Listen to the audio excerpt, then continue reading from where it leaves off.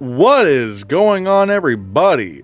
Hey, welcome back to the Hannahcast YouTube channel. And you know what, this is a last minute thing, but you know what, I might as well. So we're going to be reacting to the Indie Spirit Awards live. You know, obviously I'm not going to show what's going on screen. But you know, I want to make this a good time. You know, like see if we can raise any any tips or memberships or something like that. Maybe at least right now, preferably tips, because but yeah, because we got rent coming up on the 1st, and we're trying to make that go. But how's everyone doing today? How's everyone doing? I saw the TV glow in the thumbnail. Let's go. Hey y'all. Oh, hey, Che. Oh, what's up, man? I'm ready to watch the Spirit Awards. Same. I'm gonna try to keep the... I'm gonna try to keep the volume on the thing down so that we can, so I don't get copy stricken, but we'll see. So yeah, how is everyone? It starts in 2.5 minutes. Yeah, I saw.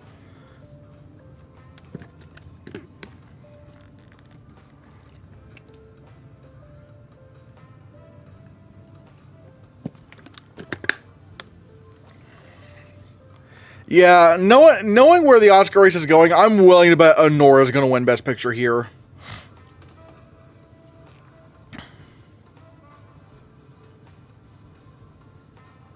Oh, we got 6 people here. My God, or actually 7 people. It kind of depends on where we're going, on where it is, but yeah.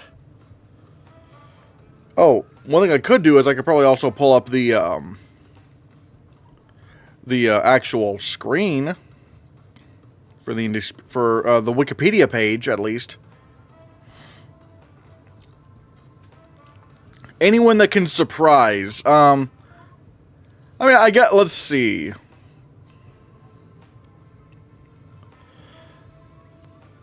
Editing might surprise us, because, I don't really know what's going to win editing, because, nothing here is nominated for the Oscar.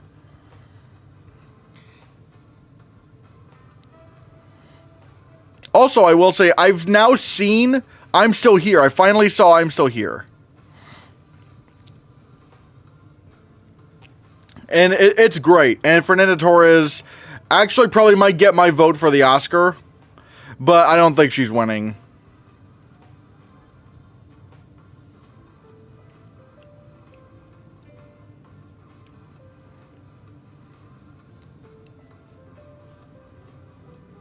Is The Brutalist up for anything? Only director, I think. I think only director.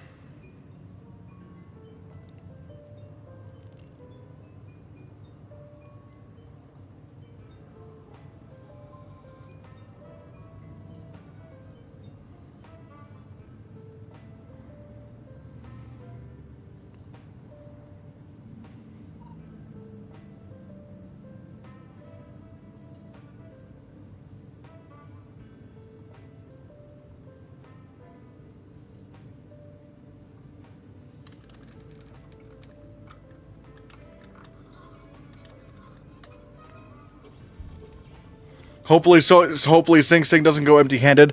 Yeah, that's what I'm hoping. I really don't want Sing Sing to go empty-handed. It's not nominated for the Oscar. Just give it something, I hope Coleman wins. My vote is kind of between Coleman Domingo or Sebastian Stan. To be honest, maybe Sebastian Stan. But I really want Clarence Macklin to win supporting actor. I want Clarence Macklin to win supporting actor.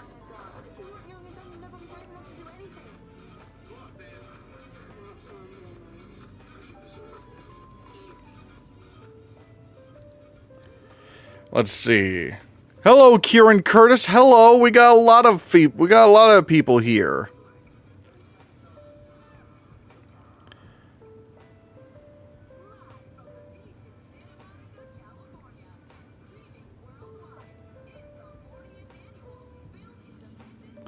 Oops.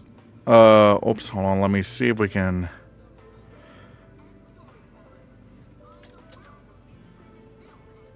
There we go. And just, I wish every awards show was on YouTube. I wish it was a lot more accessible, at least. Yeah, make award shows accessible.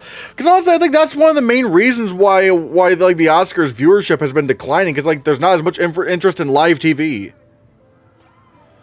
But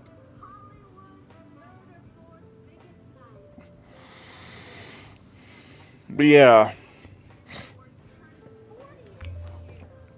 And like I said, guys, if you currently we have 56 members. If we can get like past like 65 members, that would be amazing. So yeah, like if you guys are able to become a member, or even better yet, you know, go to the link, ko-fi.com/Christian Hannah. We have a lot of things, we're, you know, I am going to be able, I'm finally going to be able to start my new job here pretty soon, but it's not going to be in time for the 1st, which is when rent's due. So if you guys are able to help out in any way, you know, the link is right here, or like in chat. Like the link is also like pinned in chat. So there's that. Oh, hey, Matthew Anderson's here. I'm almost tempted to tell you Honora lost Best Picture here, but that would give you false hope. Oh, if Honora lost here, I'd be so happy.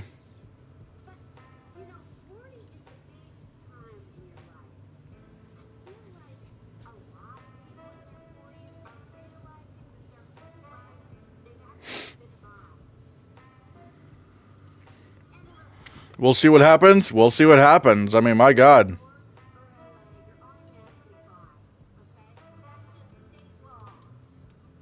When do they start? They start now. They're starting right now, actually, Frank G. I don't have the stream on my screen. I don't have it on my screen because I don't want to risk, you know, getting copy-stricken. But you could. It's on YouTube. Oh, bye, Matthew Anderson. Bye.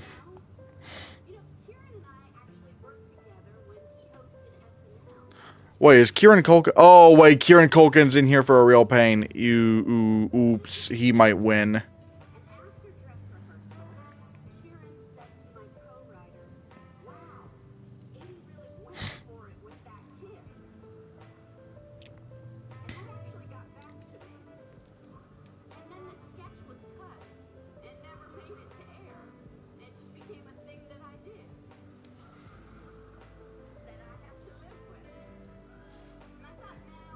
You hope Demi wins? Oh, Demi Moore? Oh yeah, for lead perform, it's tough because like they combine like actors and actresses, so it's like it's kind of hard to say.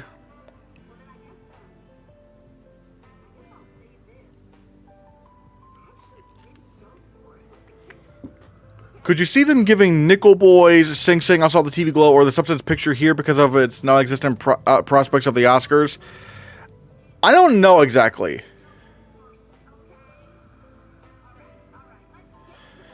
I'm not exactly like I'm not exactly sure, because like they did go with Everything Everywhere All at Once like that year. I actually did they go Everything Everywhere All at Once? Let's look at their correlation with Best Picture when they actually got nominated. Past Lives, that was it's tough because I do think American Fiction was closer than Past Lives. Everything Everywhere All at Once, that one. All right, Coda wasn't nominated. Nomadland won. Oh, they didn't go for Marriage Story, which is interesting. If Beale Street Could Talk, that was probably the closest out of all these films. Get Out, wait, wow, Get Out won at the Film Independence at the Indie Spirits. That's cool. Actually, wait, they had quite a few Best Picture nominees. Moonlight won in Indie Spirits. Spotlight, Birdman, 12 Years a Slave. Wait, oh my, wait, okay, oh. It's a little bit hit or miss now, but usually they seem to go with something that is either in Best Picture or the closest to being in Best Picture. So it could be Anora, Nickel Boys, or The Substance. But I'm going to assume it's Anora because like, it's like the big independent film. Kieran isn't there again? Oh, wow. Could someone who actually showed up win?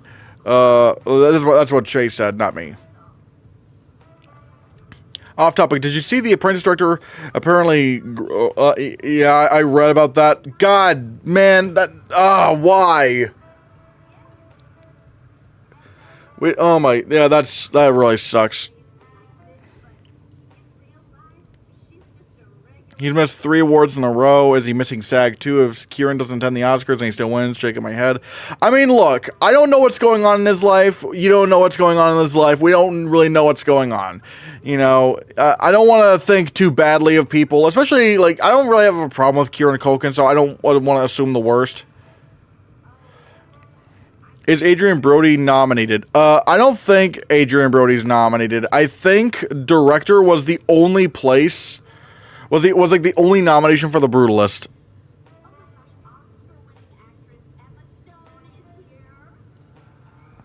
Yeah, no, I think... yeah, Brady Corbet was only nominated for The Brutalist. No, The Brutalist was only nominated for director.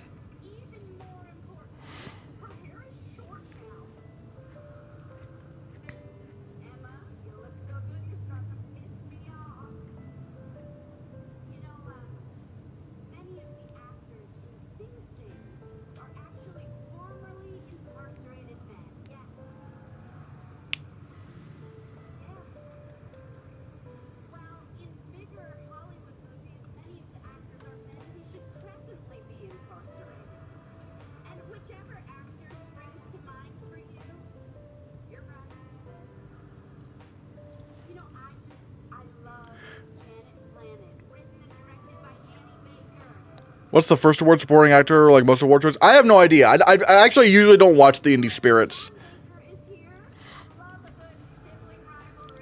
But also I should know, I think like the Indie Spirits usually like Sean Baker movies. So like they might go for they're going to give Honora a lot of love tonight probably. Emma gets praised for short hair, but Jada got Jada. I don't know. It's not. I don't want to read too much into that. It's not the same people. You know, not like completely different scenario. I mean, you know, I don't want to read too much. I'm not gonna read into that much. I hope a different man wins something, but unexpected. Yeah, I'm not really expecting it either.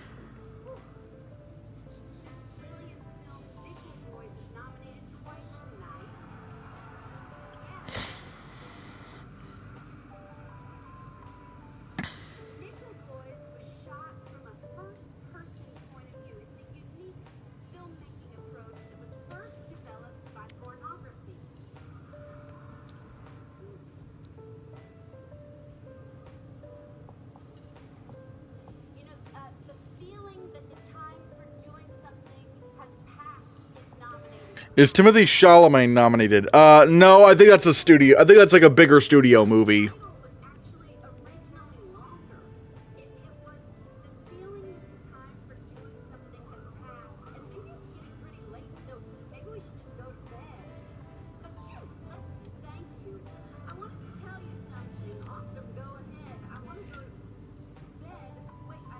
Then who's nominated?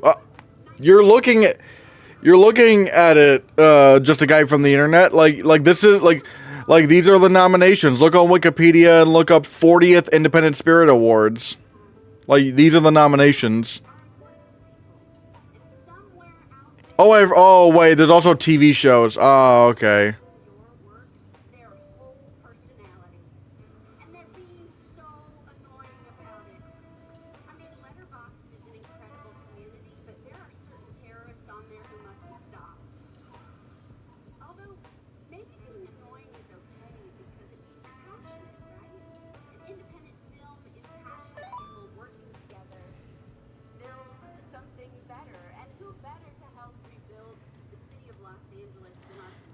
If Kieran Culkin doesn't attend the Oscars, he'd be the first living winner to not accept the Oscars since Michael Caine in 1987, not counting Hopkins as it was COVID.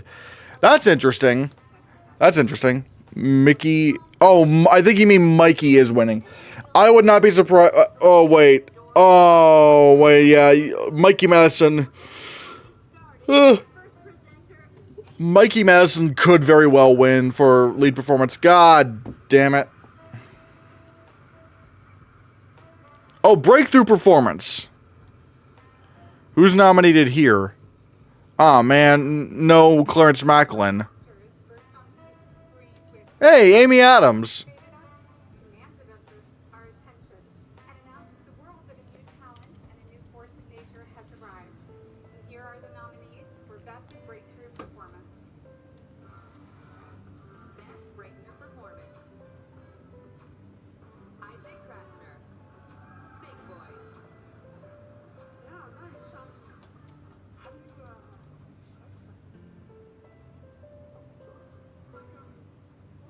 I think it's going to be...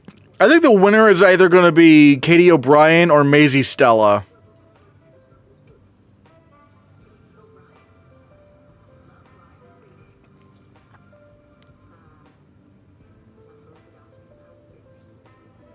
Maisie Stella? Yeah, you're predicting Maisie Stella, Kieran? Alright, yeah.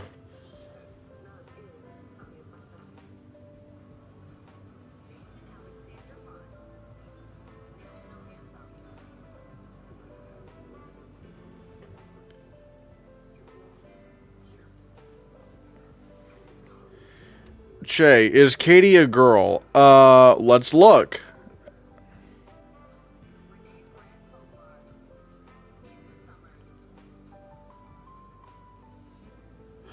I think so. I think so. So, yeah. Like I'm gonna assume yes. I'm gonna assume yes right now at least.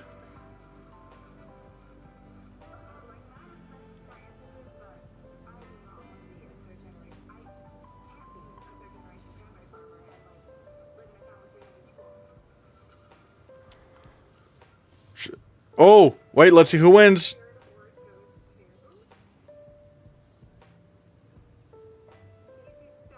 Maisie Stella. All right.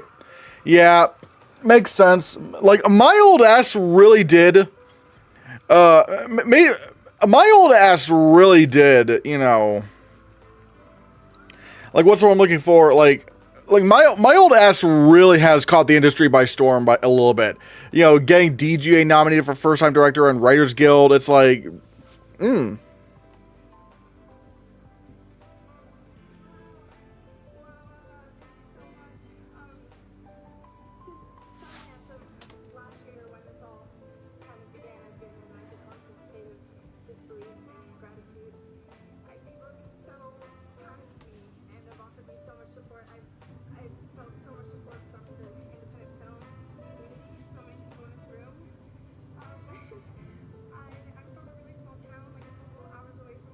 I remember when she was on Nashville as a kid. Loved Nashville. Her sister and her have nice harmonies. I've never seen Nashville.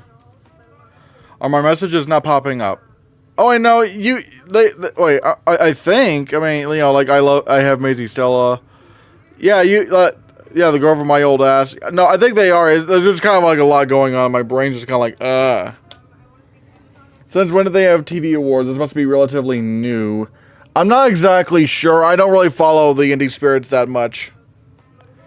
I'm getting old. How is she grown? I don't know.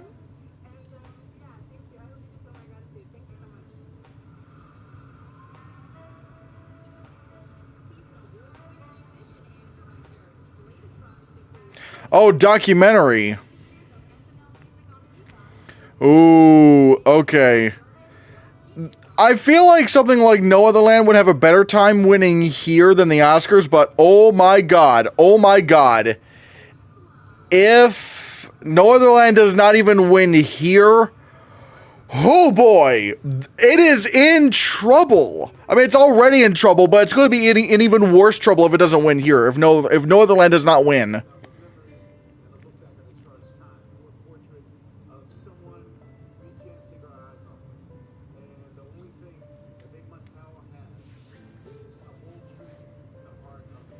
Best document. They don't have it in this ceremony. I think they have a separate one for that. We'll see. Wait. Oh wait. Oh, this is the indie. Oh yeah, this is the indie Spirit Film Awards. I think so. Maybe you're right. Maybe this is just the movies. You're predicting No Other Land, Kieran. All right. Yeah, Porcelain. I mean, yeah, Porcelain War isn't nominated, but if No Other Land can't win here, again, it's in trouble. Cause it just can't be winning anything. It's just not winning anything. We'll have to see. Okay, let's see.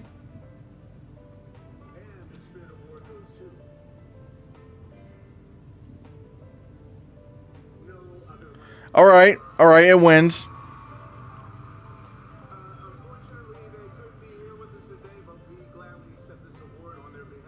All right. I still think No Other Land is still in trouble for the Oscar because it hasn't won any of the major precursors. So I'd still say it's in trouble, but I mean at least it won here. But I would still probably predict Porcelain War for the Oscar.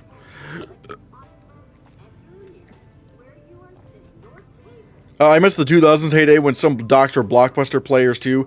True, but then some of them, I don't know, some of them were also just kind of dumb. Like what was, oh yeah, like Super Size Me. Super Size Me was like really stupid because like the guy, like I remember when I first saw it and I was like, wait, like because they were showing us this in health class and they were like, and the dude was like trying to prove that, oh, you know, like fast food makes you fat, and you know how I'm going to prove that? I'm going to only eat large meals from these restaurants every single day for like all 3 meals of the day. I'm like, well, yeah, no shit, idiot. Of course you're gonna get fat from doing that.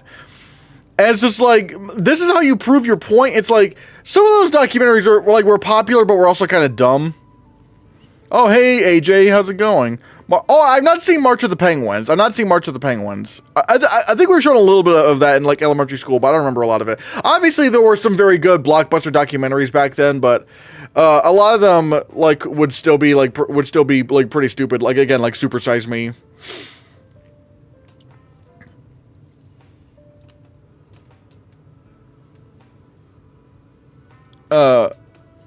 Yeah, but yeah, AJ, it's going, yeah.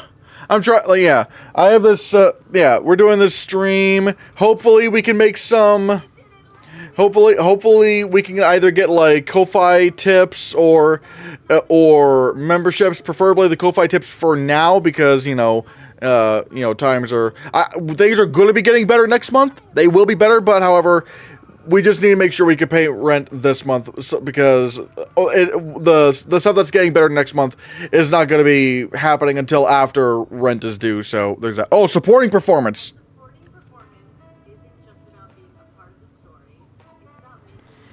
Man, it's probably going to be Kieran Culkin or Yura Borisov who wins, but I would love it if it was Clarence Macklin.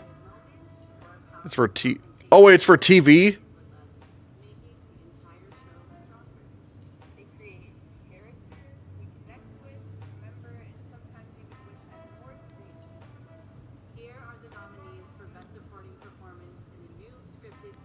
Aw, man, I don't like when they combine TV and movies.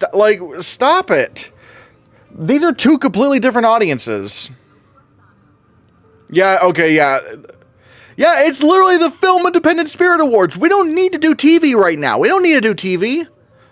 Or at the very least, if you're going to do TV, have a separate ceremony for that. No one wants this.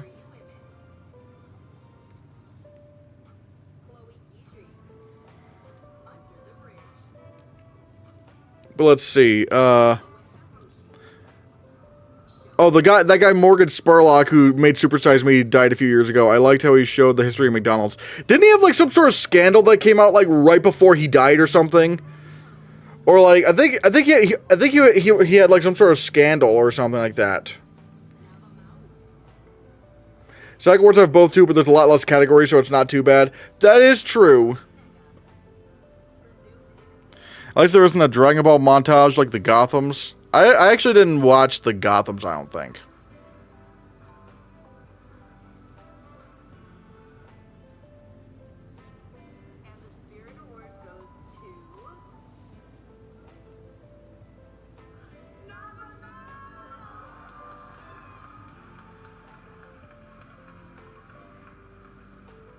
How do they judge independent TV? I don't know. I don't know that much about the Independent Spirit Awards. Baby Reindeer. Oh, it's Baby Reindeer. Oh, okay. I haven't seen Baby Reindeer. Do you think Culkin will be at SAG on Sunday? He missed the last few award shows due to Broadway and Family Matters. I'm not sure. We'll have to see.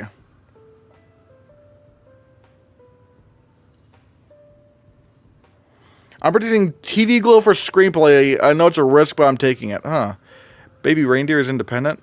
I don't know exactly. I don't know what they would consider independent or not.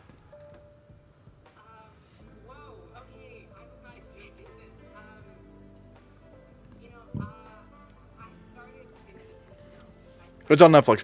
I mean, true, Che, but at the same time, Netflix like could have just distributed it. Like it'd be one. It'll be. I think what it probably means that they made the show independently, but then Netflix picked it up. I have a feeling that people love Eisenberg's speeches on behalf of Culkin, that they voted for him in an original screenplay to see him give a speech of his own. I don't. But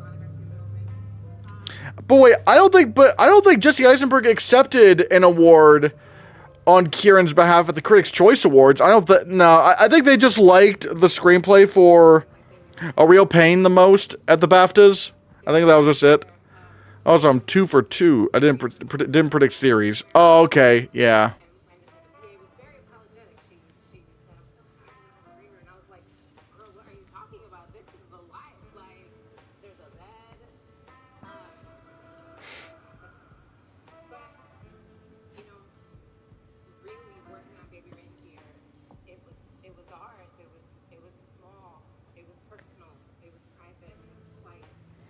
Bro, did you see the SCL Awards results yet? They finally put the results on their website. Diane Warren won original song, Wild Robot won score, and Brutalist won independent film score. What is CSL? No, what is SCL? I'm not exactly sure what that is. He accepted his award at BAFTA for supporting. No, I know what you mean, AJ, but he didn't accept the Critics' Choice Award. So I don't think it was because they just gave.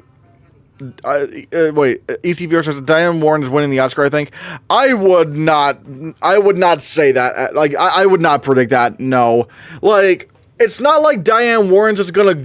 I think the Oscar expert put it best. It's like no one cares about the song from the 688. Like no one cares, and it's not like if you give her the win, she's just gonna go away. No, they're not gonna get, no one cares about that song. No one cares about that song. They're not gonna do that. Society of Composers and Lyricists. Oh.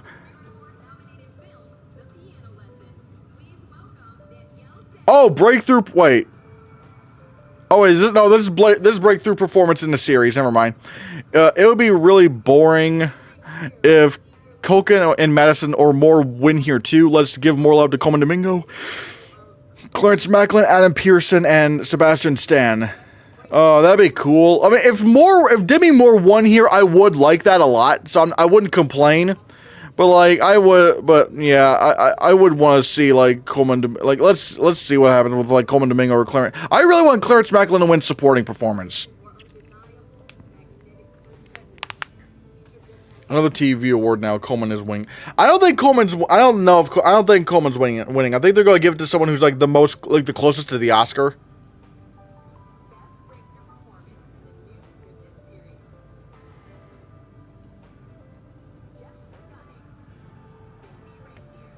I think Coleman would definitely have won if it wasn't a combined category. I don't know, because you could also make an argument for... I mean, Sing Sing's in Best Picture, so you can make an argument for that. But at the same time, I don't know. It's really weird that Hugh Grant didn't get in lead. Heretic got in screenplay. Wait, really? Oh, yeah, wait. If Heretic got in for screenplay, I don't know. Again, I don't know that much about the film, about the Indie Spirits. I feel like Mikey wins. Yeah, I'm thinking Mikey wins too.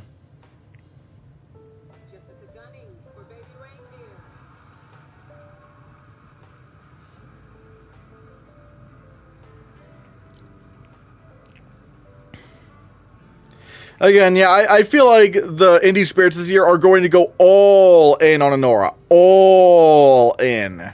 Because Sean Baker was an indie favorite for the longest time, and now he's he's winning a bunch of Oscars. Do the Indie Spirits have any impact on the Oscars? Yes and no. There's a little bit of correlation, a little bit. But it's not the end-all be-all, but it is interesting. They're strange, though, because Holdovers won supporting actress and Breakthrough last year, but Paul Giamatti was not nominated. Yeah, again, it's usually the winners that have a little bit of a thing. Baby Reindeer and Shogun were dominating TV awards this season. They really were. And now this year, the Penguin's going to be dominating the limited series category.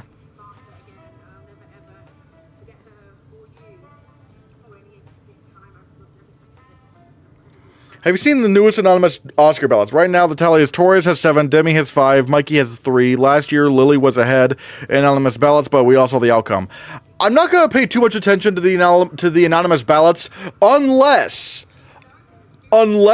like, in the international feature category, if no one goes for Emilia Perez, I might predict I'm still here. But that's the only kind of thing I'm looking out for when it comes to the anonymous ballots. First feature. First feature, Dee Dee in the Summers, Janet Planet, Piano Lesson, Problemista. They're probably going to give it to Dee Dee, I think. I think they're going to give it to Dee Dee.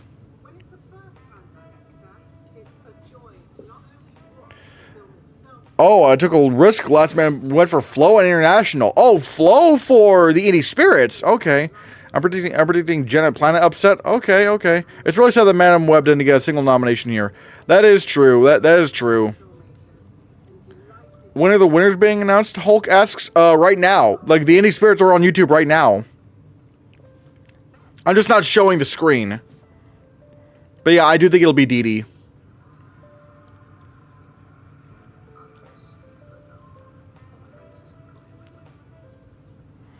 How are you?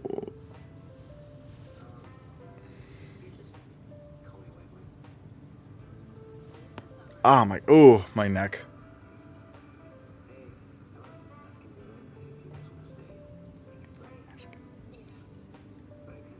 Wait, is this first screenplay or first feature? I think it's first feature. I think it is first feature. And I think it's going to be Dee Dee that wins, because Dee Dee got a lot of nominations. Oscars in a week now. Well, as of tomorrow, it'll be a week. Ooh. I think Demi wins. They nominated Toni Collette for Hereditary in 2019, so they're not afraid of horror. But at the same time, Anora is like the indie film that's like going to dominate the Oscars next week. So I think they're just going to give it to Mikey Madison.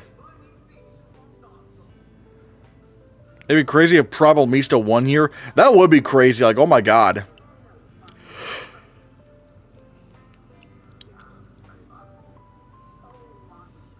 Maybe Flo happens at the Oscars too. For international feature, no. Not when you have 2 Best Picture nominees in there. No. Unless you mean animated feature. If you mean animated feature, then alright, maybe.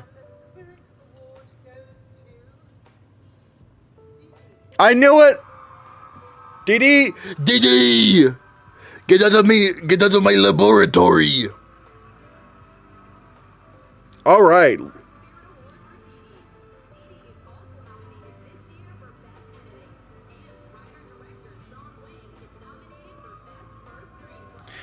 The Hannahcast. Have you seen I'm Thinking of Ending Things? Yes, I have seen I'm Thinking of Ending Things. I did not like it. Are The Apprentice in for editing? Is that a risk? Maybe, maybe not. I don't know.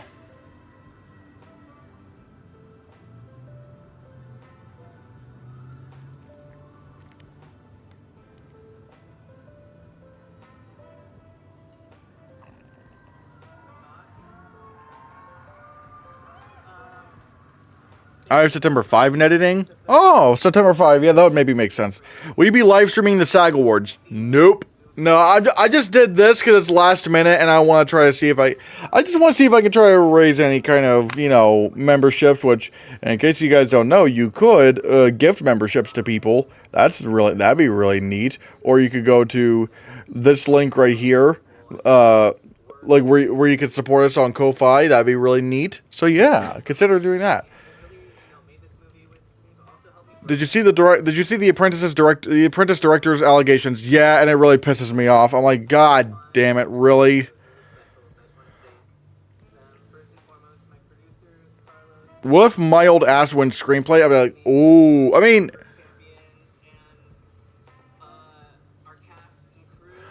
that would be a little bit surprising, considering I think A Real Pain is closer to the Oscar, but I don't know.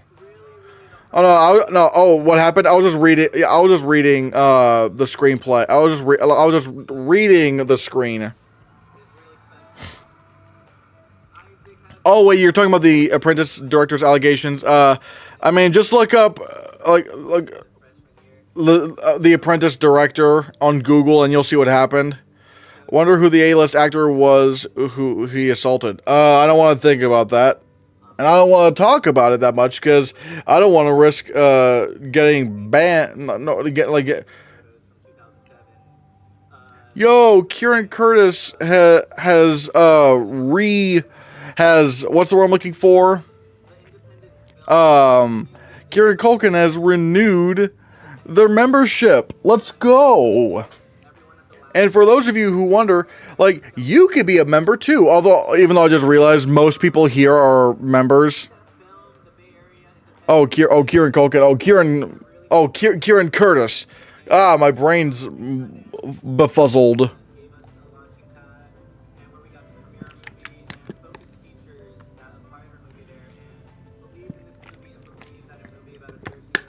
Sleepy Hannahcast. I don't even know if it's sleepy. It's just like,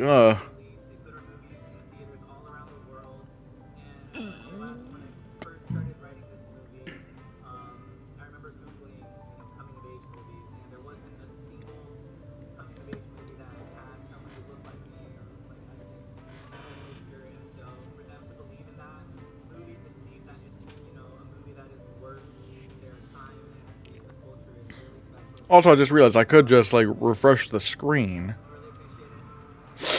There we go. Now we can see who won some of these.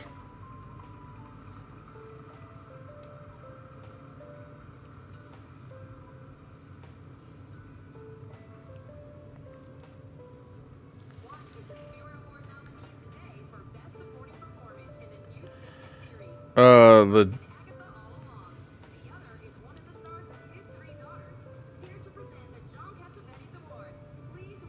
Another TV award, yeah.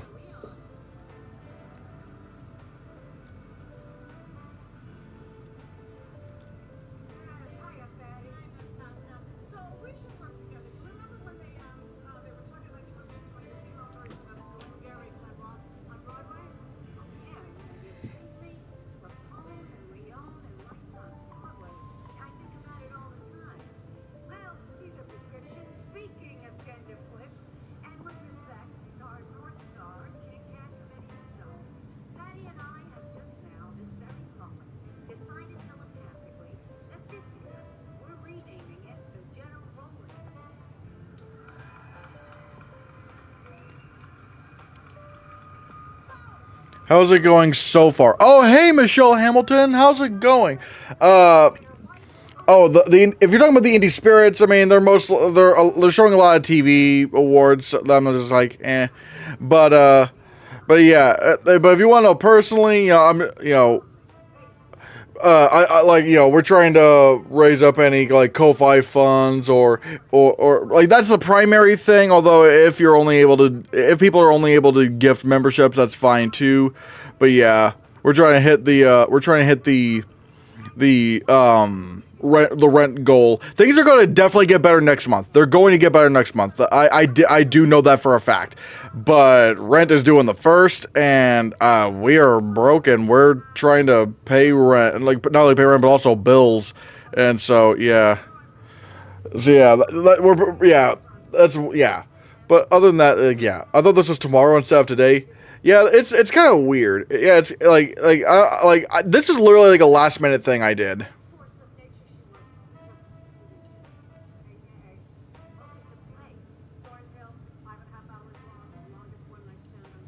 SAG is tomorrow.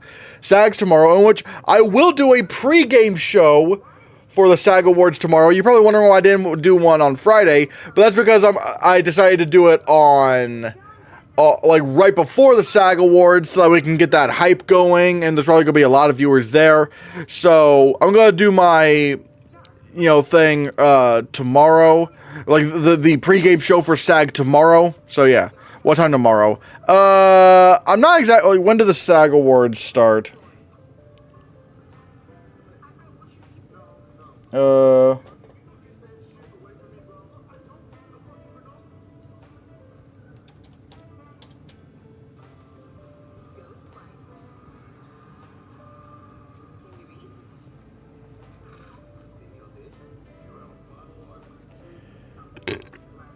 Let's see. I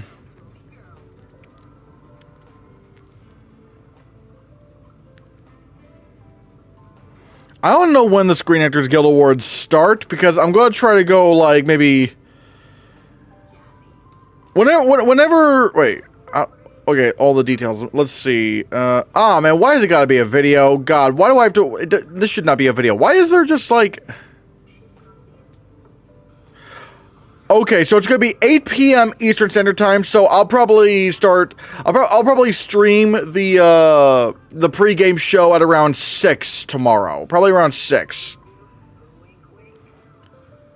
Oh, Film Expert says, I'm new here. Hello, I'm new here.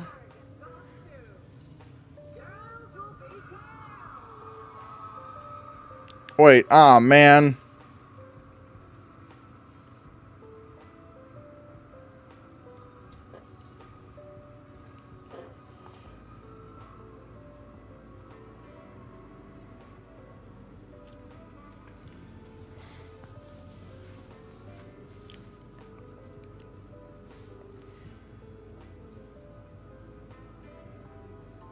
What category is next? I don't know. I don't think there's like a full on, like, you know, kind of thing to read the things off of. Oh, how do I send a super chat to support your channel, dude? Oh, if you want. Oh, okay.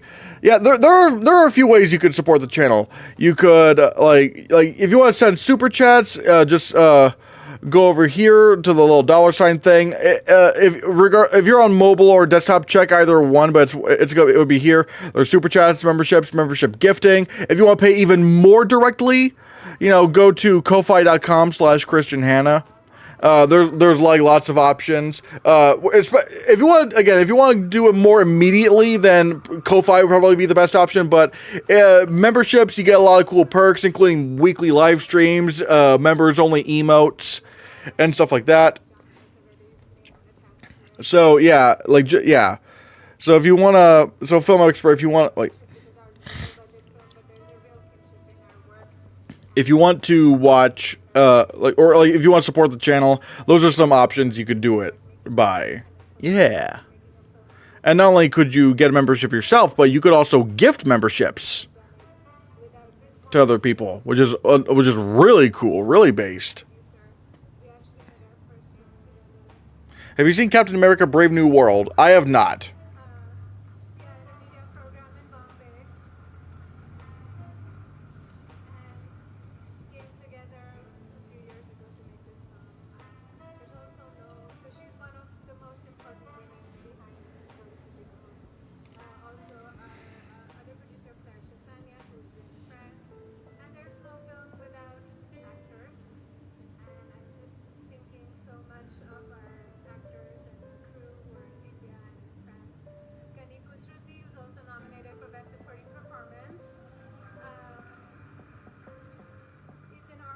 Was Amelia Perez made for under 30 million? I don't know exactly. Let's look. Amelia Perez budget.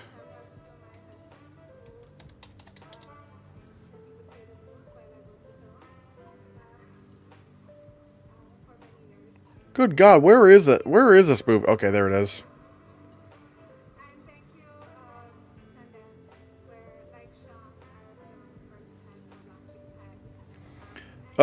Yes, it was made for 26 million. I guess the Independent Spirit Awards just did not like Amelia Perez.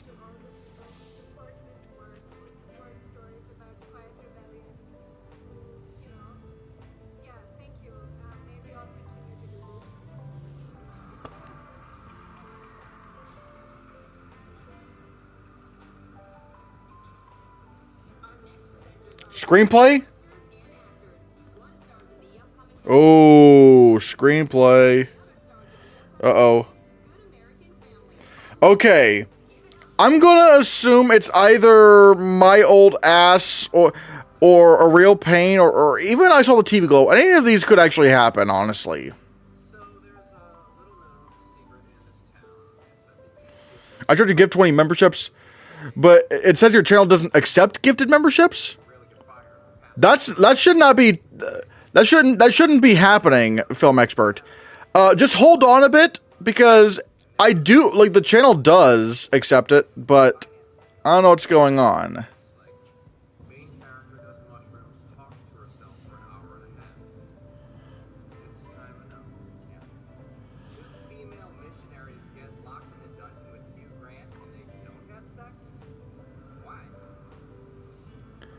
Just wait a bit. Just wait a bit, because, like, you should be... Wait, Film Expert, are you on mobile or... Wait. Yo, Michelle! Thank you so much for the Ko-Fi donation.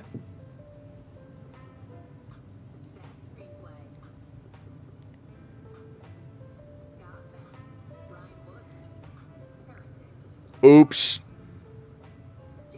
Oh, there's... Oops. Sorry, there's a... Ah, damn it. There's a little notification that gets popped up. I'm so sorry.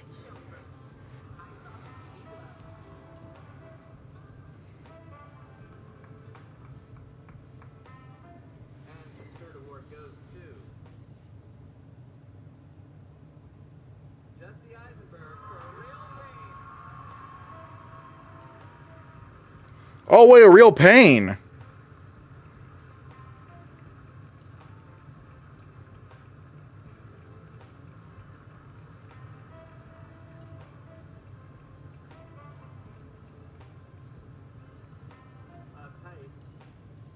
Thank you so much. What an illustrious group of writers to be. I'm such a fan of all of you, and we've done panels together where I've said that. Thank you so much to Searchlight.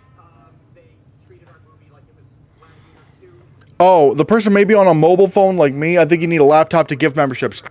That's true, Film Expert. Listen to what Michelle is saying. Try going on laptop or desktop, whichever computer you have. But yeah, I'm a mobile, but I've tried my PC. It does the same, I'm afraid.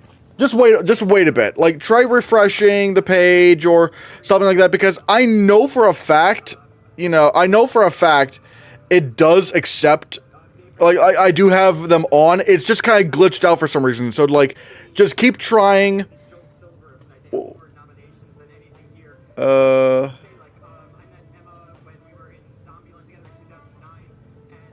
real pain one. I voted for...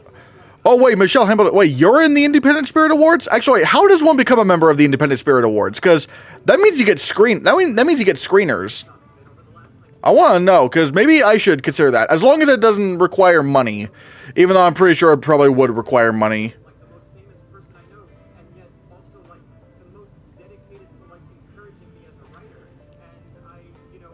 I tried doing just 10 instead, but it's the same regardless. Oh, I do... we're going to try to figure that out, Film Expert. We're going to try to figure that out, because I do really... I do want to try to get that.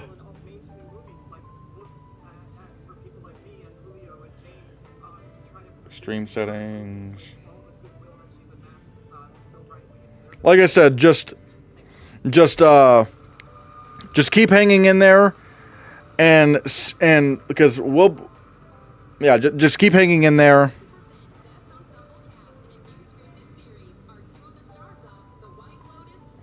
Just keep hanging in there, keep trying, because it really is a YouTube problem. It really is just a YouTube problem right now that you're facing.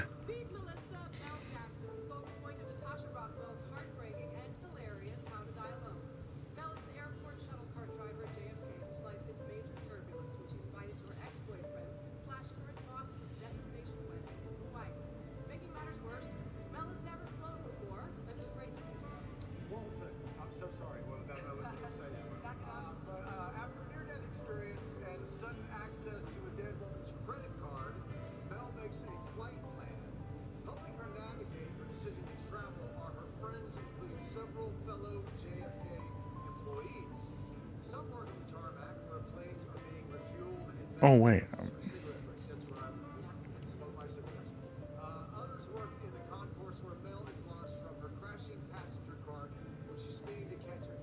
Yeah, everything is on. It's just weird right now.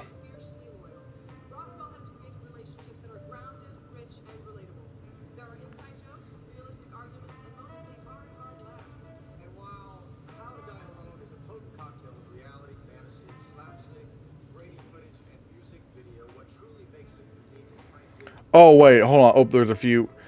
If Demi Moore wins, what does that mean for the Oscars? I still think I still think she would. I still think Mikey Madison would win. Real Pain is great, but I low-key wished they highlighted a film that wasn't in many other award shows. I would probably prefer Heretic win over A Real Pain. Although I have not seen My Old Ass or I Saw the TV Glow yet. It's not working. Never mind. Like I said, film expert. If you're not able to do memberships, then there is the Ko-Fi link that can help too. But trust me, film expert. I'm not. I hope I'm not making you mad or anything like that. I hope I'm not. I hope I'm not. This whole situation's not making you mad because I'm genuinely trying to make sure everything's going as according to plan. The chat ain't working. Wait, so maybe it's just yeah, probably it's just a widespread thing. Wow, even Jesse mentioned Zombieland in his speech since he and Emma Stone were in that movie together. Ooh, I love Carrie Coon, The Gilded Age. Is it worth for the amount of? Oh wait. Oh, you pay membership fee. But it is worth for the amount of films I saw that I would not have otherwise. However, I'm not sure my choices will win. $105 a year to vote on the indie spirits.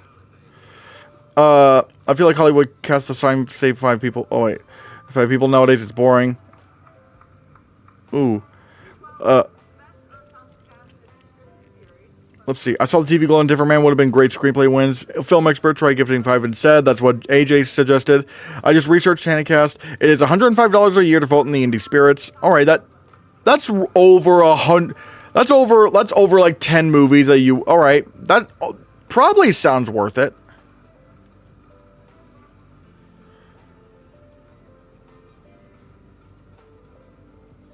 I was trying to help out smaller film creators, but it's wasting my time. I'll take my memberships elsewhere. It's like, I'm not doing anything to make you... It's not my fault, film expert. It's not my fault.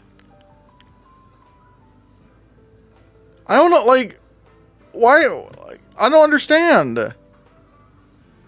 It's not my fault that this is happening. It's literally a YouTube glitch.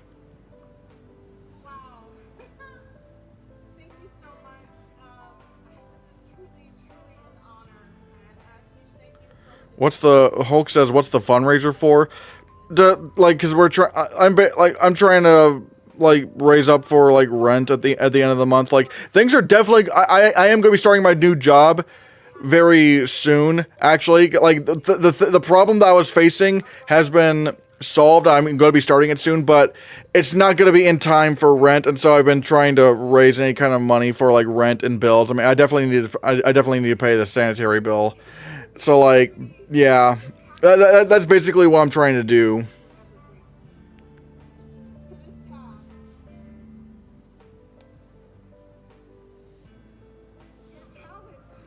Can you imagine if Sebastian Stan wins the Oscars? I would love that, but that would never happen, sadly. Natasha was in all 3 Sonic movies, by the way.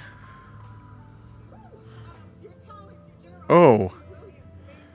Oh, okay.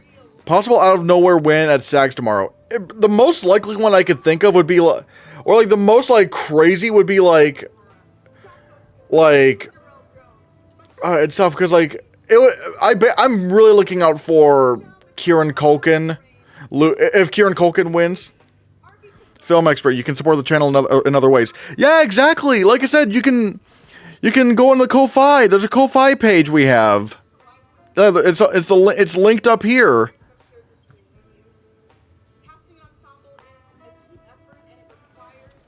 If you want to support the channel that way, you absolutely could. And it'd be awesome. It's very much appreciated. Again, I don't...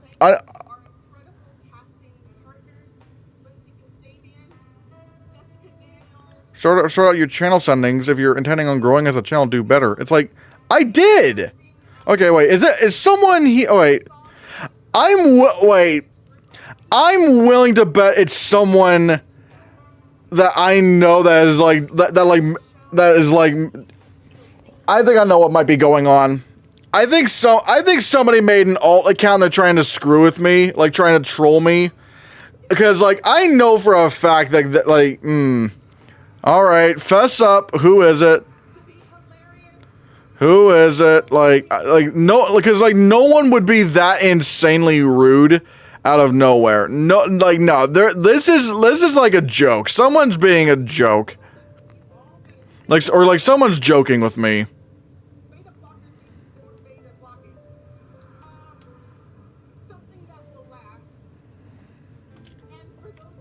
I think an out of nowhere one would be Deadpool 3 for stunts. Do they really like their big action movies? They do really like their big action movies, but I don't see a lot of people predicting it. Are you really the teacher from Whiplash?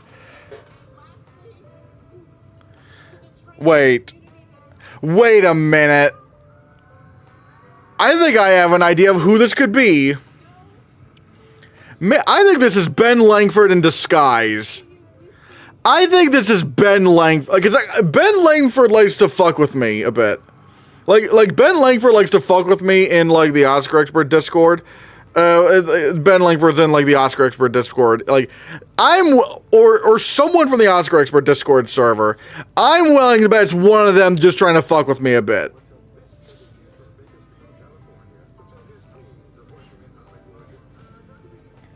Deadpool 3 would be a cool choice for stunts, but I hope for Dune 2.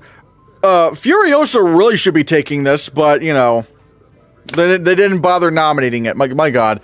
Have you seen The Brutalist now that it's on VOD? Yes, I have seen The Brutalist now that it's on VOD. I do really... I think The Brutalist is great. Wait,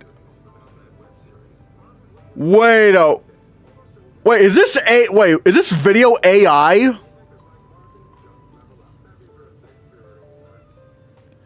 Wait, okay, that video looked like AI a bit, but then again, I don't know. Maybe I'm just. Ah! OpenAI! No! What are we doing?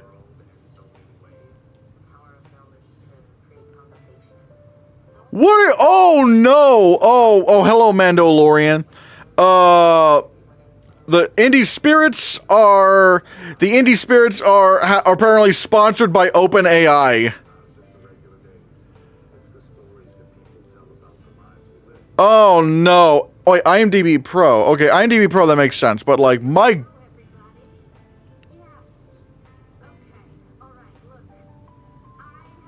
I'm out to dinner. Catch you later. See ya, AJ.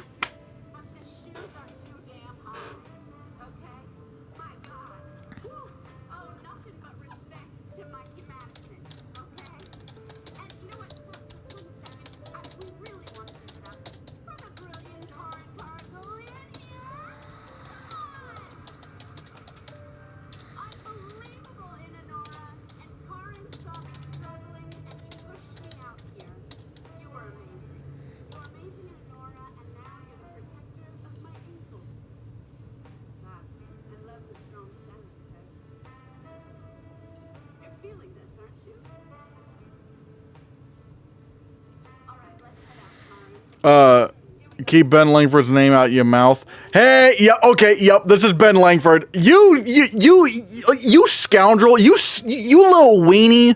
I knew that. I knew it. I should have known it was you. Gift 10 memberships for if you want to apologize. Gift 10 memberships, Ben Langford. Like you little weenie. You little weenie. I knew it was you.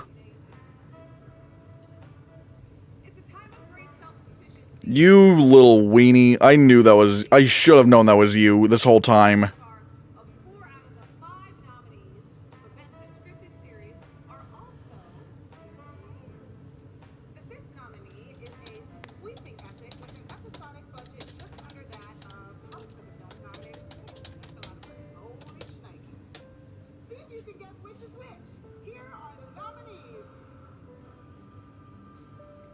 Who is Ben Langford? I'm assuming you... Wait, I'm a mystery person in the stream, too.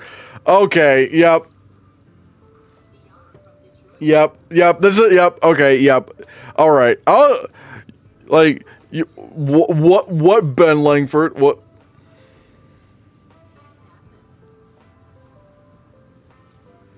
Wait, wonder who it is. Wait, Shogun? Wait, is Shogun in... Wait, Brandon, best new scripted series. Is Shogun independent? I could have sworn that thing was like, that's like a really big, like, show. Yeah, it's massive.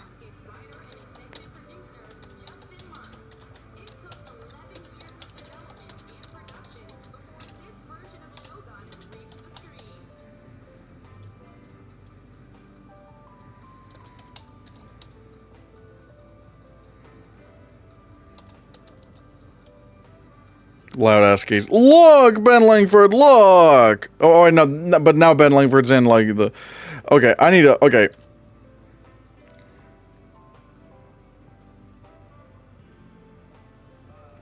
You know this is massive? Wait,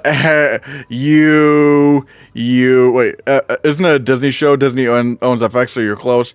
Yeah, I could have okay, I need to look up the budget for this show. What is the budget for the show? Hold on a second.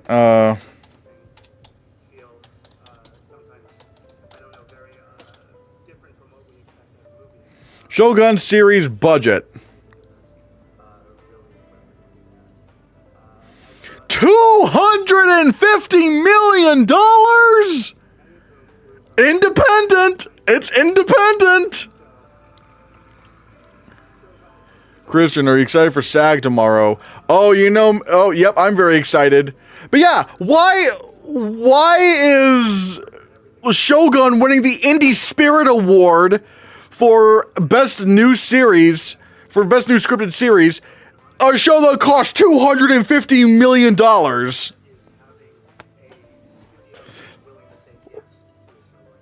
They removed the budget limit. Oh, wait, they removed the budget limit? What one? I'm assuming, wait.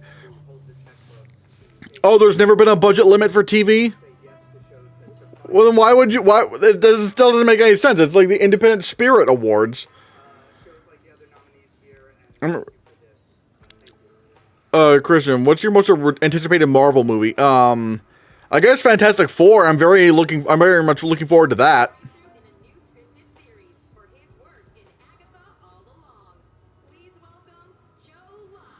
But like I said, guys, if you want to support the channel, there are a few ways to do it. If you're enjoying this stream, thank you so much. But if you want to support the channel directly, there's a few options. We have the Ko-Fi link, like you see on screen right here, or it's in the chat. It's pinned.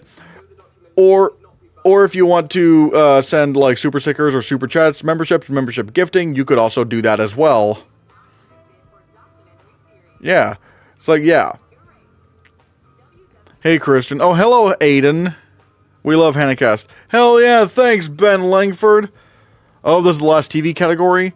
I don't think it's going to be the last TV category. Mr. Hannahcast, do you think Mikey Madison in Anora is better than Coleman Domingo and Sing Sing? Absolutely not. No, these two are not even comparable. Coleman Domingo is leaps and bounds better. Flopsker experts would never feed your fans the way you do. No, the Oscar expert is good. I like the Oscar expert a lot. There is no beef between us. There is no beef between us. Only good vibes. Yeah, see, Mr. Rick put like, oh, Pickle Rick, Mr. Rick, Pickle Rick. It's like it's Pickle, but it's Pickle Hannahcast, the Pickle Cast. When are you doing the collab with Brother Bro? I'm filming the collab on Tuesday. And the video will come out on Wednesday. Which, in case you guys don't know, I'm going to be collabing with Brother Bro next week. And doing my final Oscar predictions. And he's going to be joining me for that. Heading to work, see you all for SAG. Hoping for Sing Sing for film. And probably Mista for best first film. We'll see. I'm hoping Sing Sing wins best film.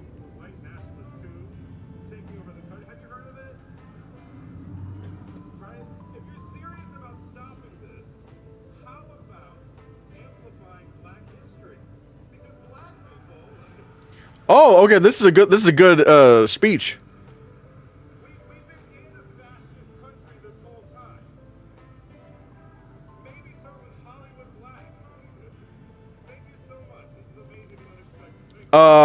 Are you at their house like Matt Neglia? No. But even then, I don't think Oscar experts joining it. I've actually never spoken to Cole, so like I just never had the opportunity, or at least I'm too scared to ask. So yeah.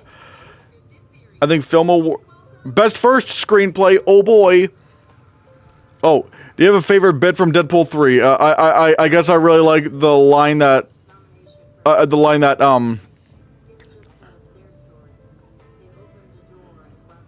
Cole said Sing Sing could maybe win adapted at the Oscar to make up for its picture snub. No, he didn't. Nope, he didn't. Oh, look, there's the Mr. Beast Hannahcast emotes. E-Boy says, do you support LGBT? I don't just support it, I am LGBT. I am pansexual. So, yeah. I don't just support it, I am. The non-answer. What do you mean non-answer? I am! Like, obviously, yes. Christian, the LGBT icon. Maybe. I don't know. Imagine if you and Matt joined together with the Oscar expert. That would be fun. I think best first feature might... best first screenplay, maybe it goes to Dee Dee. Or Problemista. What?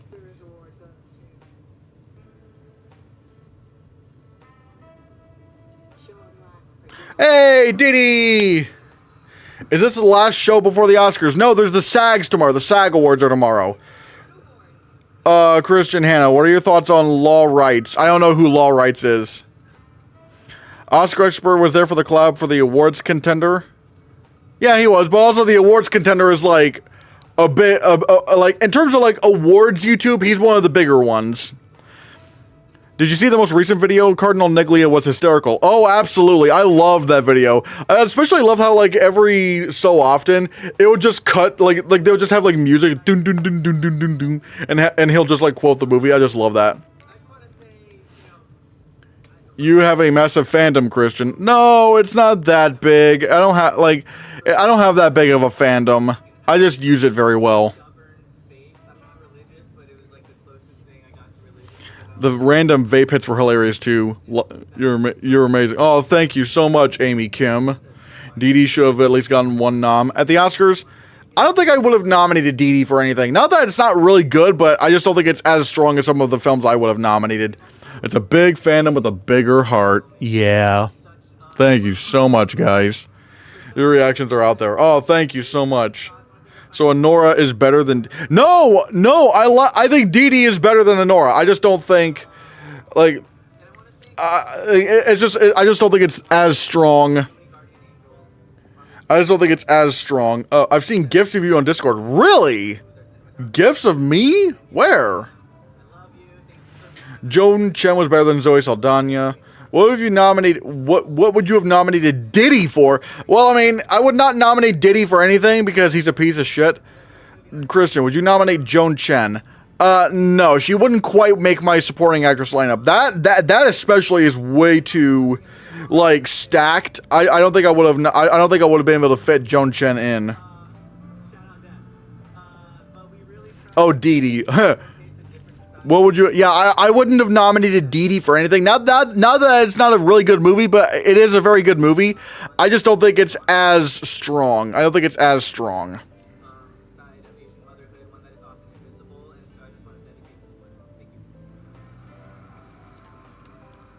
Actually, I'll probably...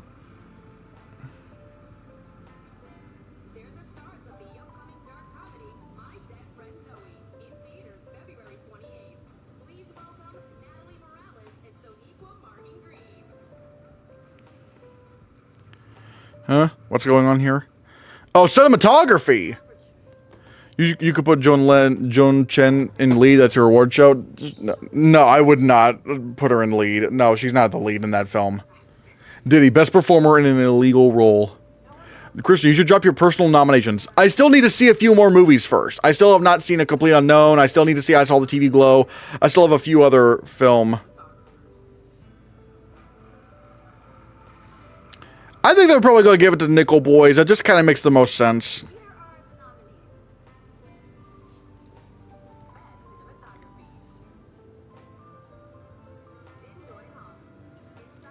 Are you gonna do a video reacting to your old predictions? I love videos like that. Probably, yeah. I probably am gonna look back on, you know, old predictions videos. Maybe I'll do it as a stream. We'll have to see.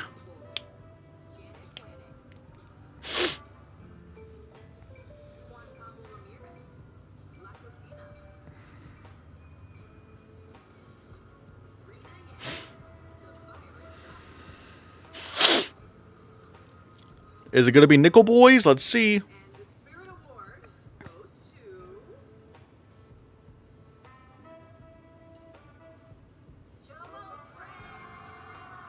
Yep, Nickel Boys. That makes sense. That makes sense. How many members do you hope to be at by the Oscars? Ooh.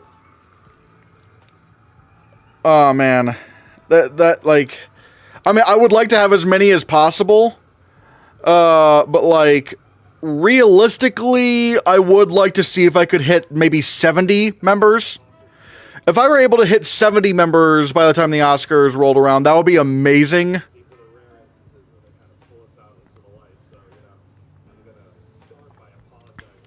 But yeah, that's... Hannah, what would you want to win the Oscars in each category? Again, it's really tough because I still need to see a few more films. I still need to see A Complete Unknown. I might try... I need to watch all... I'm going to try to watch all the as many of the documentary features and international films as I can. East DVR says you could raise the prices of your memberships. No. I don't want to do that. Because here's the thing. I don't want to do... I want to keep the prices low, because when the price is low, more people will become members. Like, sure, like, per member you would make more, or, like, I would make more, but, like, when the prices are low, like, people, like, that means... That just means more people will want to be members. So, in the long run, I think it's the better move. Hannahcast wants Honora to win everything. No, I don't want to have Honora win everything. Or, no, I don't want it to win anything. No. Would Honora be your least favorite Best Picture winner of all time? Of the ones I've seen, yes. Hannah's sounding like an economics major. It's not economics. It's just, I'm just kind of like, you know... Honora or Everything Everywhere All at Once. Okay, I don't like either film, but I can at least admire some stuff in Everything Everywhere All at Once. I did really like Michelle Yeoh and Ke Huy Quan. I did, you know, like, I do like the costume design. And there's some stuff about Everything Everywhere All at Once I can admire. But Honora, I just don't like, I don't like almost anything in that film. Christian, if you see Sean Baker in the street, what will you do? I'd probably just continue walking. Wait, Christian, were you Team Yeoh or Blanchett? I was Team Michelle Yeoh, because even though I didn't like, I didn't like Everything Everywhere All at Once, and I didn't really care for Tar either. Not Michelle. Cate Blanchett in Tar was more like the performance was not really impressing me all that much. I was like, I don't need Michelle... no, not Michelle. I don't need Cate Blanchett to win an Oscar for this. I was like, no, this is not, like, next-level stuff I want to see. Whereas Michelle Yeoh was showing a lot of range. I was like, all right, yeah, I'll go for her. Even though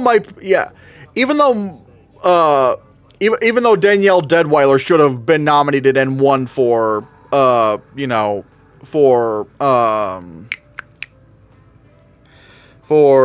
Till. I feel like your Honora hate is rage bait. No, again, I don't hate Honora. Hate would mean, like, I give it a 1 out of 10. I'd give Honora a 2 out of 10, so I don't hate it. Honora or Shakespeare in Love? I've actually never seen Shakespeare in Love. Blanchett was incredible. I disagree. I thought, like, she was fine. I mean, she was good, but I would not give her an Oscar nomination for that. Do you like Domingo more than Brody? Probably. I probably would vote for Domingo over Brody. Shakespeare in Love is way overhated. It's not as good as Saving Private Ryan or The Truman Show, but it's still really good. I haven't seen it yet. I'm actually going to try to do a video. Or like one thing, once the Oscars are over, I'm going to start watching, I'm going to try to watch every Best Picture winner and do a tier list on that. Why'd you put Naiad in VFX? Oh, for like 2023 on the Award Expert app. The reason why, and is because all of the water in that movie was CG. Not just like in the background or in like big wide shots. I mean, even when it's just like her on, like bobbing up on the surface and stuff, all the water had to be replaced because they were filming in like a big water tank. But when you're filming in a big water tank, like you're not gonna get as much of like the violent ripples of the ocean as you would as if you were out on the ocean. So what they had to do is that they basically had to replace all of the water. Every bit of water that was like even hitting her face and stuff, or just all of it had to be replaced. And it's so seamless. I'd never seen anything like that. I was like, this is like insane work. Like I don't really care for Naiad, but that was legitimately like unbelievable work. Like my God. Like that's the kind of invisible visual effects that should not be invisible. Like, oh. Dee Dee pulled out that double win. Wow, first time since Whiplash. Hey, Awards Obsession, how's it going? I know you're streaming. I'm not able to watch your stream because I'm watching this one, but hey, we're crossing the streams. Yeah. I hope Doom Messiah doesn't get overlooked like Dune Part 2 because Warner Brothers is already talking about Dune 4. Yeah, I really hope, the Dune movies should have way more Oscars than they do. Would you rather give Dee Dee Best Picture or Diddy Best Actor? Dee Dee wins Best Picture because fuck Diddy. Editing! Editing! I really hope The Apprentice wins, even though it might be September 5. I don't know. We'll have to see. I'm hoping The Apprentice wins. Yeah, The Apprentice has very good editing.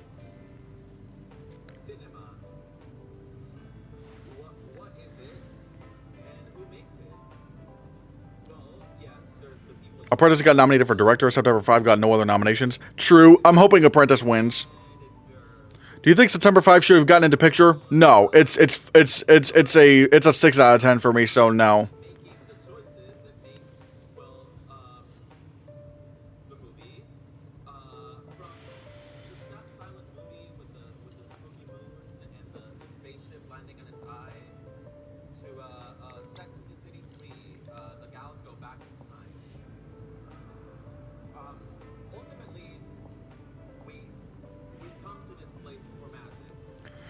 AMC.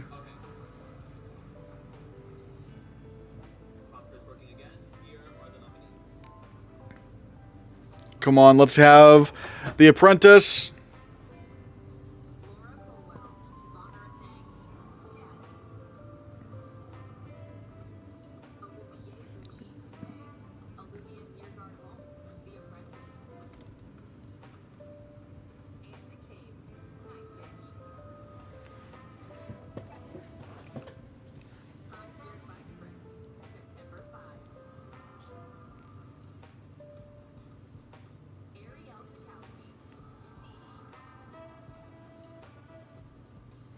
Come on, Apprentice. And the Spirit Award goes to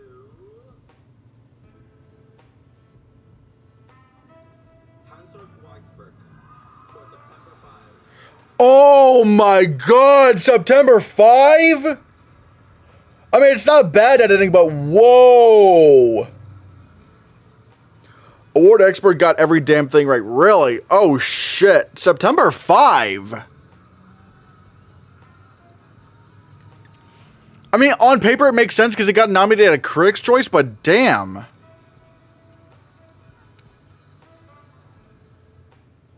you so much. Thank you to Film Independent. It's such an honor for me being here. I'm not gonna lie, editing is like really tough for me to nominate. Cause like I'm having to snub movies that I really don't want to snub, but I just like it's just hard. Someone's gonna get 12 out of 12, probably. I didn't predict the Indie Spirits on Award Expert. I didn't do that. Without you, Tim is here tonight. Thank you so much. Our producers are here tonight. Thank you so much. Thank you to Okay, so in terms of film awards, we actually... Wait, hold on, let's see.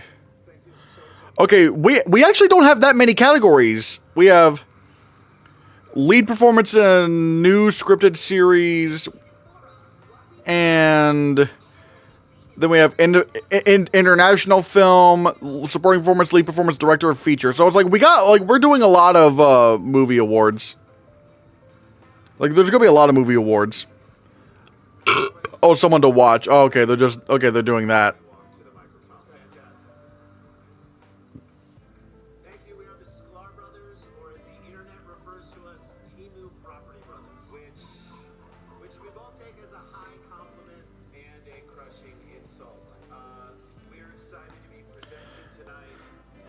Do you like Wander Over Yonder? Wander Over Yonder? I've never seen that. What's your favorite Oscar losing performance of the 2020s? As another performance that was nominated but didn't win. Ooh, that's tough. I really, really like, what's her name? I know what her name is. I really, really liked Maria Bakalova in Borat's subsequent movie film. I thought she should have won supporting actress. Denzel Washington in the tragedy Macbeth, he would have been my pick to win. Kristen Stewart in Spencer, I thought she should have won. Oh, Angela Bassett in Black Panther Wakanda Forever. Oh my god, she should have won supporting actress. Oh my god. Then there's also Ryan Gosling in Barbie. He was great as well. I thought he should have won supporting actor. Oh, and lead actress, obviously, like, you know, Lily Gladstone for Killers of the Flower Moon.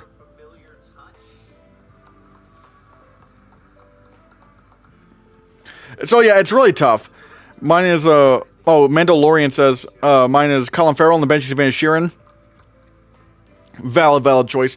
Braden says, do you like Chicago? Oh, I love Chicago. Chicago is fantastic. It's like maybe my top 20 favorite movies. What categories are going to be at the Hannahcast Movie Awards that aren't on Award Expert? Like maybe ensemble cast, casting, sound editing, and sound mixing. They are separated. And it's not just a single sound award. Trying to think. What else do I have?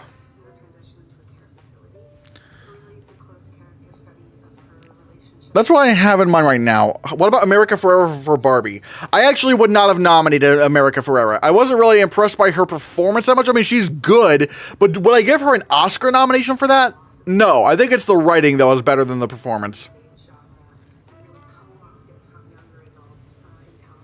You better nominate Sir Hugh Grant for Best Actor, Mr. Hannahcast.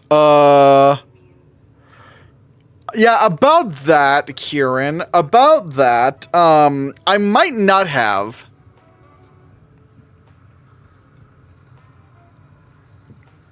I haven't had an award winner I've liked since Brendan Fraser. Oh.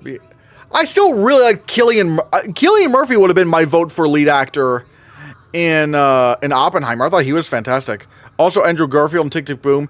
I did really like Andrew Garfield, but I do think, I would not have voted for him. I would have voted for Denzel Washington for the tragedy in Macbeth. Supporting performance? Oh, I'm willing to bet it's gonna be. I'm willing to bet it's gonna be maybe Yura Borisov or something. Although I would love it if it was Clarence Macklin. Actually, no, it's probably going to be Kieran Culkin, probably. Kieran Culkin, probably. Yeah.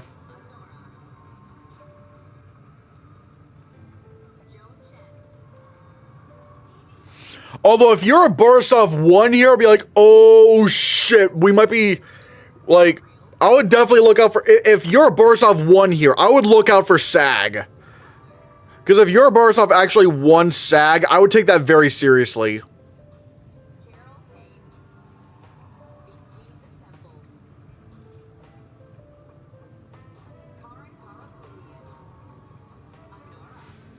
I'm happy with Kieran, but I'd love Macklin or Pearson Redemption. My vote would easily go to Clarence Macklin. He should be winning supporting actor, and he's not even nominated for the Oscar.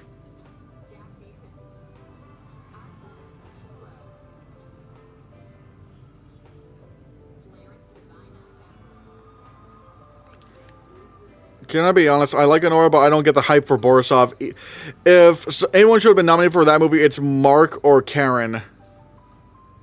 It's just strange. Okay, let's see. Probably gonna be Kieran. Yep. Yep. Yep. Yep.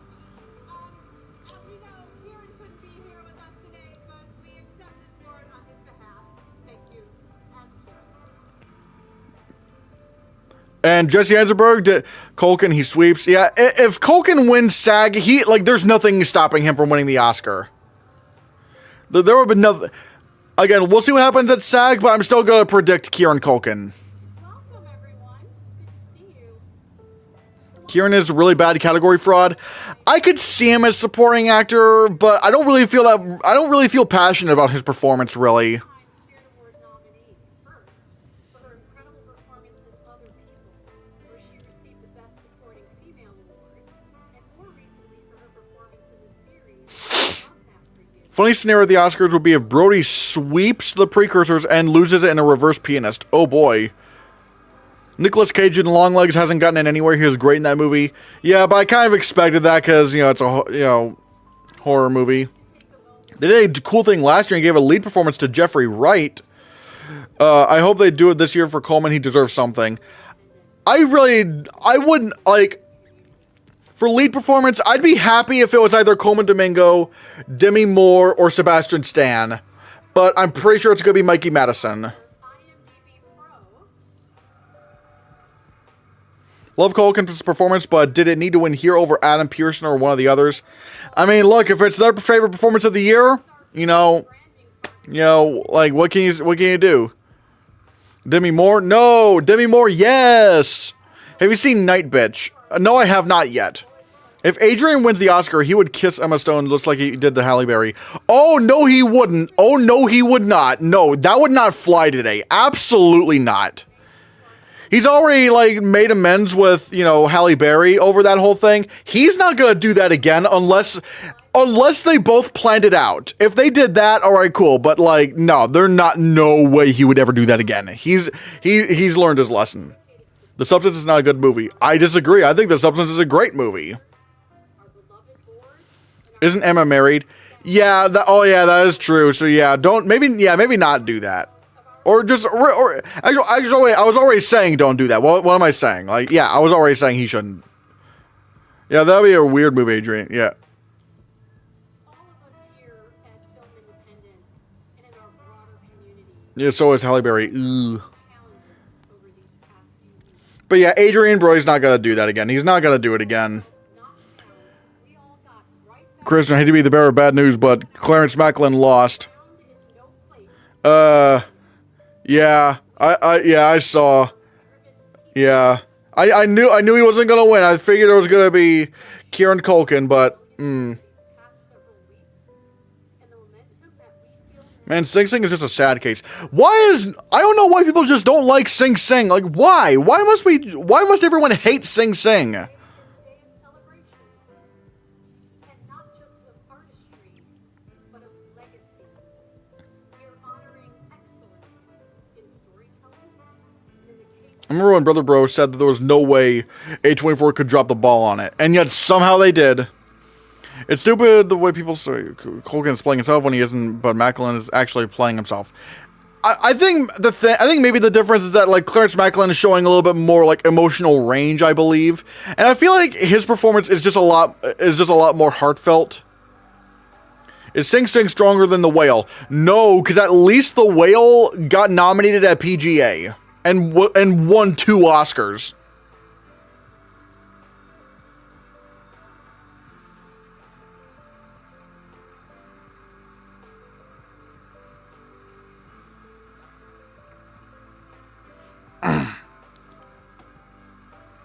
He absolutely wasn't. Culkin shows all the range in real pain. He's funny and heartwarming. I mean, again, I think he is funny and stuff, but it's I thought Clarence Macklin was better. That's my opinion. I mean, what can I say? It's just my opinion.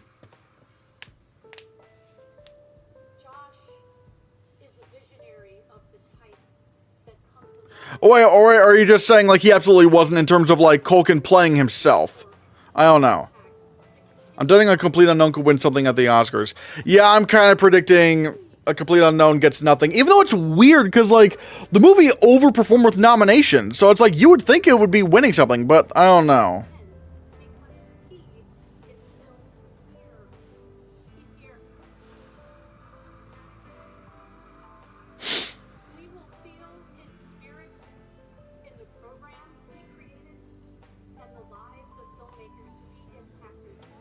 I think it mostly overperformed because it came out during voting and was a hot new thing, maybe. Macklin was great, but Coleman... But Coleman was the standout of the movie. Culkin is the movie. I don't know. I thought both Macklin and Coleman were standouts in Sing Sing. What if James Mangold wins Best Director at the Oscars? That would maybe be the most shocking Oscar win I've ever seen, maybe. Then after a while, it seemed kind of fizzled. Perhaps. Oh. That would be amazing if James wins the Oscar. I mean, I haven't seen A Complete Unknown yet, so I can't say, but, I mean, that would be insane. That would be really crazy.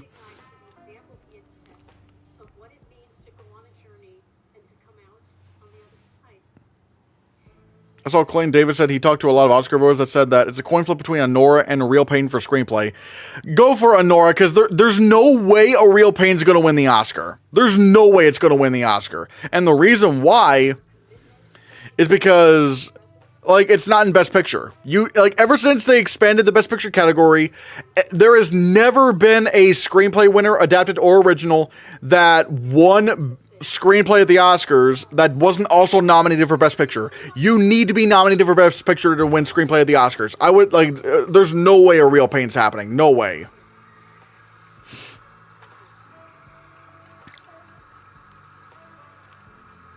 Why wasn't Anora nominated for screenplay here? Didn't they love it? They're kind of weird with nominations, I can't say.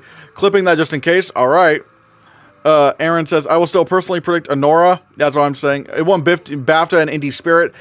But again, Anora wasn't nominated for the Indie Spirits. And not only that, but like, BAFTA, I don't really again, look at what happened at Writers Guild. At the Writers Guild Awards, Anora beat A Real Pain when they were both eligible and were both nominated, so... It's been weird how A Real Pain won 2 of the trifecta for a screenplay, and yet no critics group was nominating it for picture. I'm pretty sure it got some nominations for picture within the regional critics groups. A Real Pain could still win even without the Best Picture nomination. They're not giving Baker 4 Oscars, and it's been a weak year for season in screenplay. Plus, we all know the voters have seen A Real Pain due to Culkin. Well, okay, but here's the problem, though. They're not going to give Baker 4 Oscars because Anora is not going to win editing. It's not going to win editing. So they can give him 3 Oscars, and they have done that before in the past. They did that with Birdman. They did that with Parasite.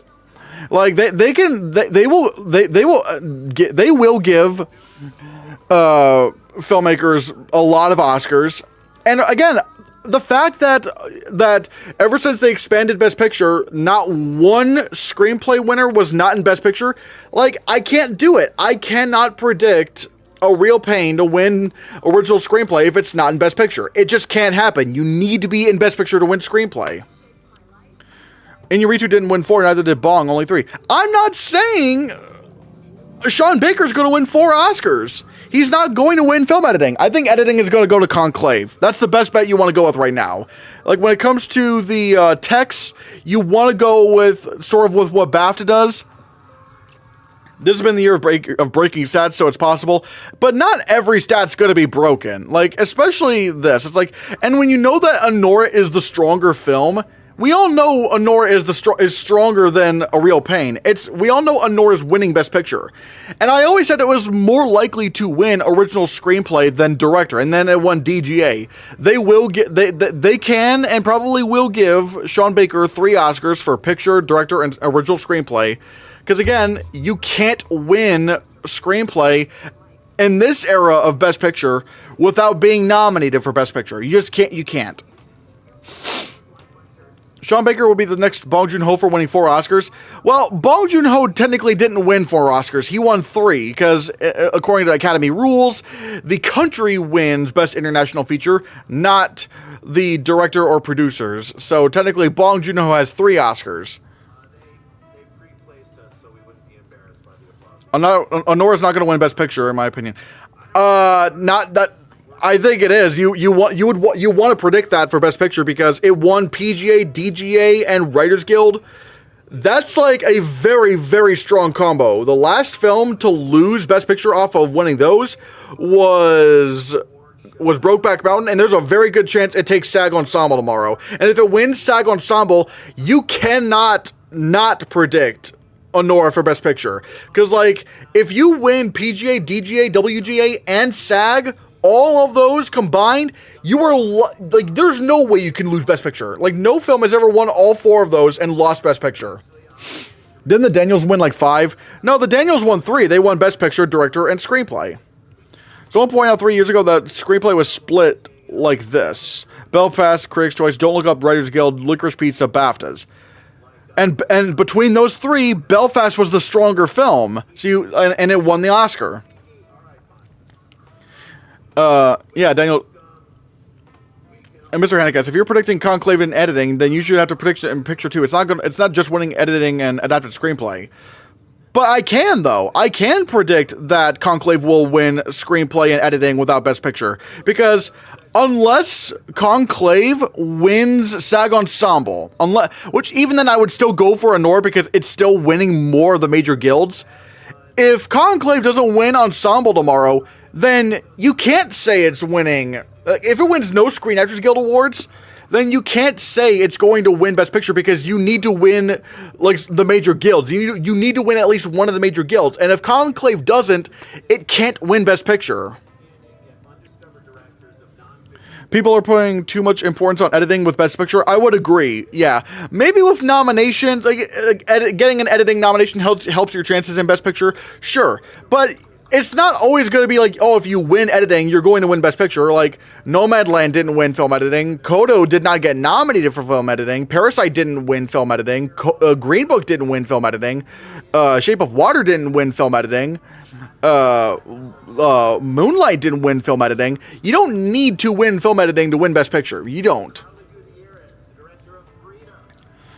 Belfast also won the Golden Globe for Best Screenplay. True. I love if Honora only one picture because that would be the most unhinged ending to an award season possible. Oh my god, that would be crazy. Conclave doesn't have a lot of guild outside, a lot of love outside the UK at the BAFTAs. It had at home advantage, plus they love Burger. True. If Conclave doesn't win SAG Ensemble, then Honora wins picture and editing. Then it loses to either Corbet or Eisenberg. With DG, I'm saying Baker wins director but loses screenplay. But Kieran, I'm just saying, like, it doesn't, Sean Baker doesn't, like, Honora does not need to win film editing to win Best Picture. That's not, like, it can still lose film editing and win Best Picture. And again, at this point, winning director, screenplay, and picture is more likely than losing. Why would it lose screenplay? There's no way it would lose screenplay at this point. Who's going to win animated feature? Yeah, there's no animated feature now category here. Imagine if Berger's next film also wins BAFTA for best film. Then they would be like, actually, isn't Edward Berger coming out with a new movie this year? There's no, yeah. Imagine if Erivo wins tomorrow. I think that means Madison takes the Oscar. I mean, if Mikey Madison can't win, that'd be weird if, like, Erivo won. But, like, I think that would also mean, like, maybe Fernanda Torres has a chance if Mikey Madison... Let's see. If Mikey Madison loses lead actress at SAG and Honora still wins Best Picture... wins Best Ensemble at SAG, then I'd be like, I don't know. Like, then I would toy with Fernanda Torres, but I don't know. I'd still go with Mikey Madison. Because it's lost Globe, Critics' Choice, and BAFTA in screenplay, it's not as strong in screenplay as it is in directing. But the problem is, like, it's most likely going to win screenplay. Because, again, it lost the BAFTA to A Real Pain, sure, but I think all that told us was that The Substance was not going to beat Honora. It was, because, like, if The Substance really wanted to be a threat to beat Honora for original screenplay, it would need to have won BAFTA, and yet it didn't. But at the Writers Guild Awards, it beat the BAFTA winner, A Real Pain, and we know the guilds love Honora more than the BAFTAs do, so put, like, all those together, and it's like, alright, yeah, Honora takes picture, director, and screenplay. And it does not need editing. It does not need to win editing to win Best Picture. That's a myth. That's a mythological stat. Meant the Oscars, because won all the small awards, but did not win Golden Globe or BAFTAs. But Flo and Wild Robot won each award respectively, and they lost the rest to the Wild Robot. So who's winning? I don't know. Hold on. I'm predicting a Nora in screenplay, but I'm going in Conclave and picture adapted screenplay and editing. If it, I just can't do Conclave. It's just way too strong. I just can't. I just cannot predict. Unless Conclave wins SAG, but even if Conclave won SAG Ensemble, I would still not predict Conclave to win Best Picture. It's just Nora is just too strong in the guilds. Sight Unseen, what do you think will be A24's big awards priority? I have no idea. I should clarify, I'm only doing that if it wins SAG. But again, I would still have to go for Nora, because Nora's just been winning more guilds. I mean, if Conclave won SAG, it'd have to be like it would have the Shakespeare in Love package. True. But also, Shakespeare in Love at least won an acting award at the Oscars. Nora would have the Saving Private Ryan package. We'll have to see. Wild Robot got 3 Oscar nominations, going to win animated feature. I would not be so sure on that. I would not be so sure on that with Wild Robot. Conclave will do well on the preferential ballot. It already hasn't. It already hasn't done well on the preferential ballot because it lost PGA to Nora. That's the problem. Like, we wanted to say the preferential ballot, but it already lost on the preferential ballot. Featuring realistic characters. Altman's trademark, naturalistic style. Oh, I need to get a drink. Hold on. In Azazel Jacobs, his early daughters.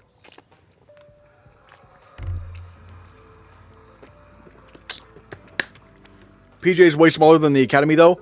But they still have, but they still did call Coda. They still went with Oppenheimer. Like, they still, like PGA is still pretty good at predicting Best Picture. Like, sure, they didn't go with Spotlight and they didn't go with Parasite, but at least with Parasite you could at least understand, like, with, like, they were never going to go for a foreign film in Best Picture at the PGAs, but like they called the upsets for Birdman, The King's Speech, again, Coda. They still called The Shape of Water, even though 3 Billboards was doing very well at the Globes and BAFTA. Times PGA didn't align with the Oscars. They didn't align with the Oscars when 1917 won PGA and when The Big Short won PGA and La La Land. But also La La Land was also like, that was like the most unexpected, like, holy shit moment ever. I can't believe Nora does well on a preferential ballot. It have to be. I can't believe Nora does well on a preferential ballot. Thought it would be more divisive. I mean, look, it has proven to do well on the preferential ballot. It's like, look, I don't want Nora to win Best Picture. I don't. But the fact of the matter is, it's just objectively too strong with precursors right now. Nora does well because people like it. Yeah, people just. The fact of the matter is, people just like Nora. They just like that movie. And there's nothing I can do about it. A lot of older voters will like Conclave. Sure, but a lot of older voters will probably still like Nora, because we all tried to say, oh, well, I mean, older voters might not like Everything Everywhere All at Once. And then older voters did like Everything Everywhere All at Once. So, yeah.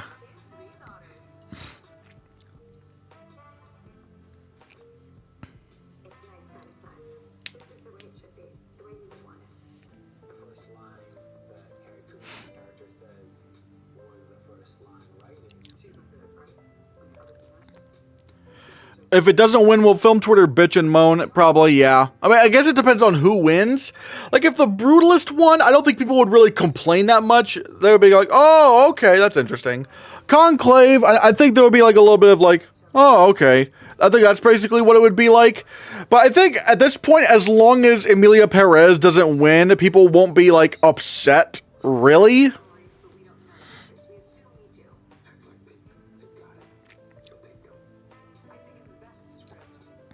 Who was the runner-up in The Shape of Water year? See, that's tough, because I don't think 3 Billboards was, because it didn't win original screenplay. I don't think Get Out would be number 2, because it's a horror movie. And it's like, what? No. I like, as much, even though I think Get Out should have won, I don't think it would have won. Like, the horror movie bias would have still gotten in. So I actually make a case that Dunkirk maybe it may have been number 2 because Christopher Nolan was easily number 2 for director. The movie was a big box office smash hit and people really loved it. And with Shape of Water gone, you could also see the film winning Best Original Score. So you have Best Picture, Director, what was it? Film editing, sound mixing, and score. That's 6 Oscars you could have given to Dunkirk. So I think Dunkirk may have been number 2 as well. I think yeah. Conclave would be my personal favorite Best Picture winner since The King's Speech in 2011. Oh, I love The King's Speech a lot. It was definitely 3 billboards. It won 2 acting awards and beat The Shape of Water at Globe and BAFTA. But it didn't win original screenplay. That's the problem. You need to win screenplay or director to win Best Picture, and 3 Billboards just couldn't do that. It could not win director or screenplay. It wasn't even nominated for director, so I think that just showed how weak it was. I think it was just internationally, 3 Billboards was more liked than it was in the U.S. Whereas, like, if you took out Guillermo del Toro for The Shape of Water, then Christopher Nolan would have easily won if Guillermo del Toro wasn't nominated. Conclave has a screenplay win. Yeah, that's why I think it's number 2. Thank you so much, Film Independence. Along with the spirit, Josh Wells, and one of the people. What if Oh, shit. Okay. Che, you pose an interesting proposition. If Conclave won ensemble and Ralph Fiennes won lead actor, oh, then I would definitely entertain the idea of Conclave winning Best Picture, because that shouldn't, like, that would be really weird if that happens. If Fiennes wins, prepare to change. Oh, I wouldn't know what to do at that point. I would not know what to do at that point. I think the other thing that would also help would be if Demi Moore still won lead actress over Mikey Madison. Like, if Honora went home empty-handed and, like, Conclave won lead actor and ensemble, then I would definitely maybe entertain the idea of Conclave winning picture. However, let's see. I haven't seen what actors... Imagine the SAGs out-British the BAFTAs and give it to Fiennes. Yeah, that would be insane if that happened. I'm not going to predict it, but that would be insane if it happened. The more likely SAG surprise actor is Coleman, not Rafe. Trust me. Maybe, probably, because, like, the SAGs do, like, their happy clap their hands movies. But also, I think Timothée Chalamet's winning lead actor at SAG. I think it's Timmy, Adrian Brody, then maybe Coleman Domingo, then Ralph Fiennes, then Daniel Craig. There's no passion for Fiennes' performance, though. Yeah, that's why I'm not predicting him. I'm not going to predict Ralph Fiennes for Conclave. I'm not going to predict him. I'm just saying if he did win and Conclave won ensemble, then I would definitely need to entertain the idea of Conclave winning Best Picture. Hold on, I'll be right back. I need to go grab something.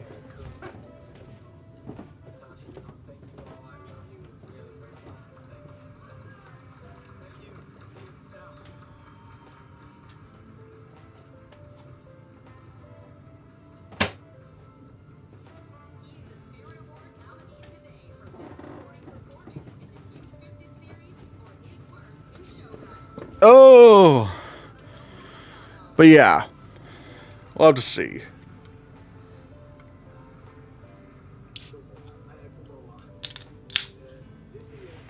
International film is up. Ooh, international film. Let's see what happens.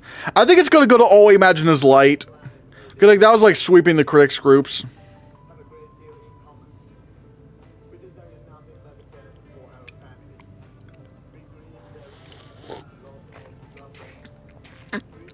Oh.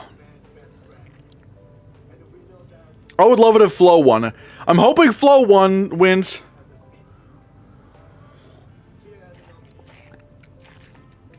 Now, granted, if Flo did win here, that would be good for its Oscar chances for animated feature.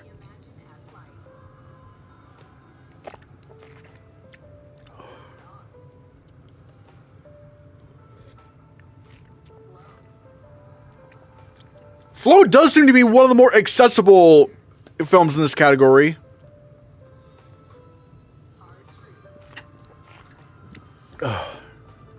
Oh, come on. Let's see what happens.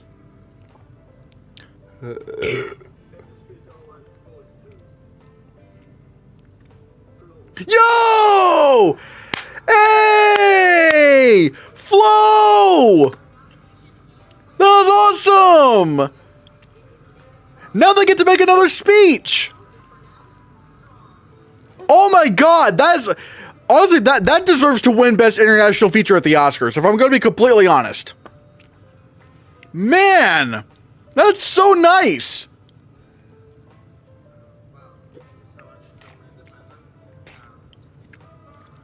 God, that movie's so freaking good. Mudstop says the graphics were mid.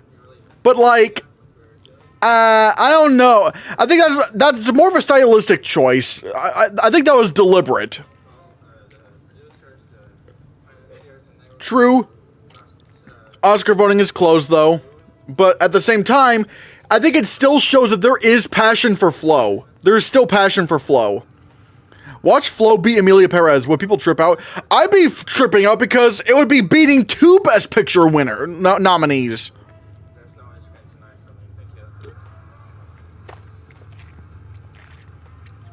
New Hero of Time says, honestly, I think it should be nominated for Best Picture at the Oscars. Oh, Flo? I would not mind that.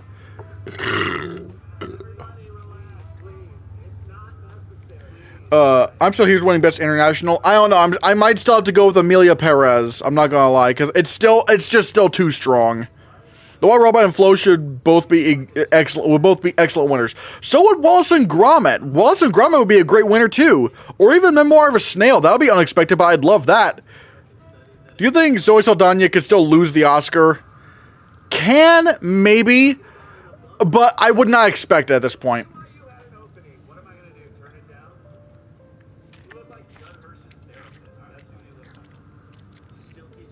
Wild Robot, Memoir of a Snail, Wallace and Gromit, and Flo all have higher Rotten Tomatoes scores than all the Best Picture nominees. Yikes. I wouldn't be mad if either of those 3 won. The only animated feature winner I wouldn't like would be like, you know, Inside Out 2, which it's good, but Inside Out 2 is not great in my opinion. Yeah, Kieran, Wallace and Gromit is so... I'm not even like the biggest fan of Aardman movies. I like Aardman, but I don't love them. But oh my god. Oh my god. Like, Wallace and Gromit Vengeance Most Foul was so funny.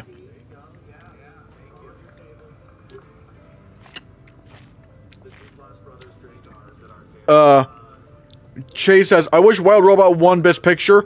I'd like that more than Anora. I wouldn't nominate I would not nominate Wild Robot for Best Picture, but I'd like that more than, you know, Anora. Bring back animated films in the top 10. Yeah, we need to have an animated movie in Best Picture. Come on. I really like Inside Out 2, but in a year where animated feature is this strong, I'd be disappointed if they defaulted to the Disney movie that made $1 billion. That's not really the reason why I don't want Inside Out 2 to win. Because, like, I don't care how much money a movie makes or what studio it's from. All I say is, like, you know, do I think it's the best animated film of the year? Or do I think it's up to that level? I just don't feel that way for Inside Out 2. It's good, but it's like a 7 out of 10 for me. Wasn't the last one Toy Story 3? Yeah, Toy Story 3 was the last animated feature nominated for Best Picture. Toy Story 4 is better. I love all the Toy Story movies. I think they're all great.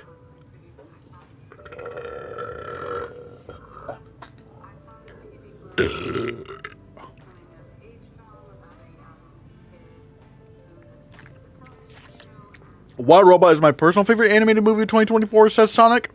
Hey, I don't blame you. Wild Robot was amazing. My god, I love that Flo won international film. Again, I think the fact that people are seeing it, maybe this actually does win Best Animated Feature. Maybe I will predict that. I was maybe going to go with Wallace and Gromit, but then I'm like, you know what? Maybe they do actually just go with it. Maybe they actually do just go with Flo.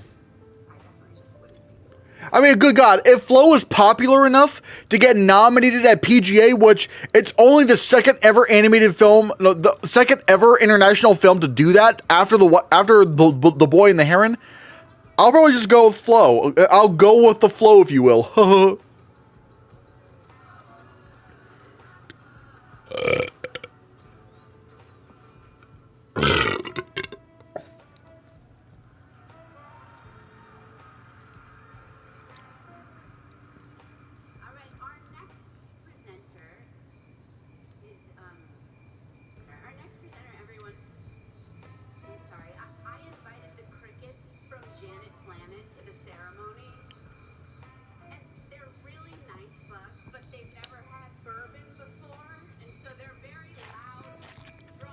Oh. What's going on right here? Oh, Flo winning Golden Globe and Wells winning BAFTA makes me think the international block might be too split. I don't know, because keep in mind, Flo did win the Annie for international, no, for independent animated feature. And again, Flo did get 2 nominations. And sure, Wild Robot got 3, but it's like, I think there is still some big strength for Flo. I think there still is some big strength for Flo.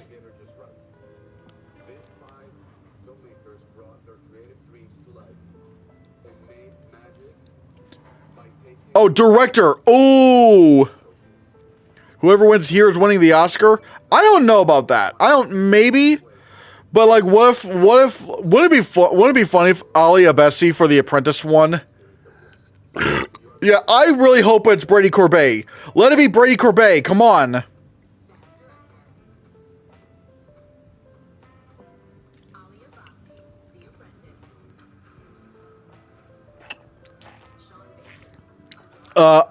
Jay, I do well warn you about Ali Abassi.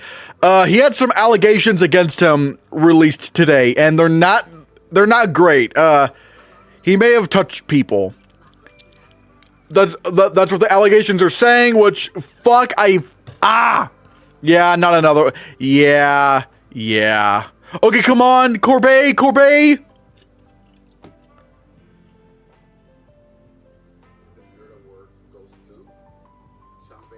Damn it! I knew it.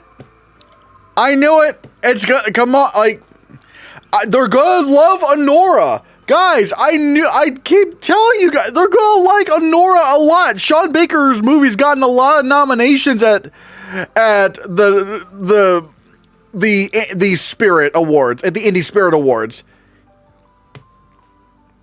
Hi everybody, thank you so much. This is incredible. Film Independent, I love you. I'm gonna read a little, so please forgive me. I'm gonna put this down. If that's okay, it's not disrespectful, right? First off, Honora, no, yeah. Look, I'm numb to it at this point. I'm numb. we all know there is no best.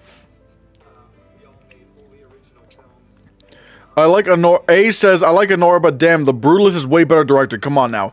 Yeah, The Brutalist is really well directed. Thank you, Film Independent. I've said this before, but it's definitely worth repeating.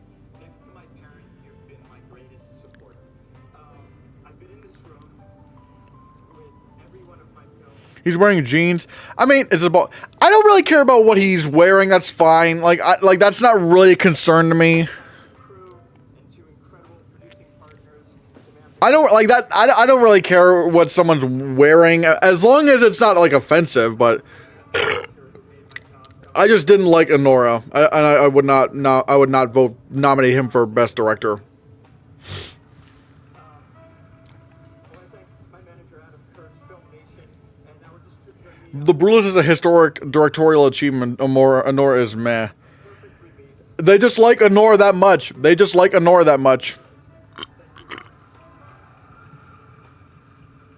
I also want to thank Focus Universal, Macau. Yeah, it's weird that Corbett gets penalized because he hasn't done 50 movies.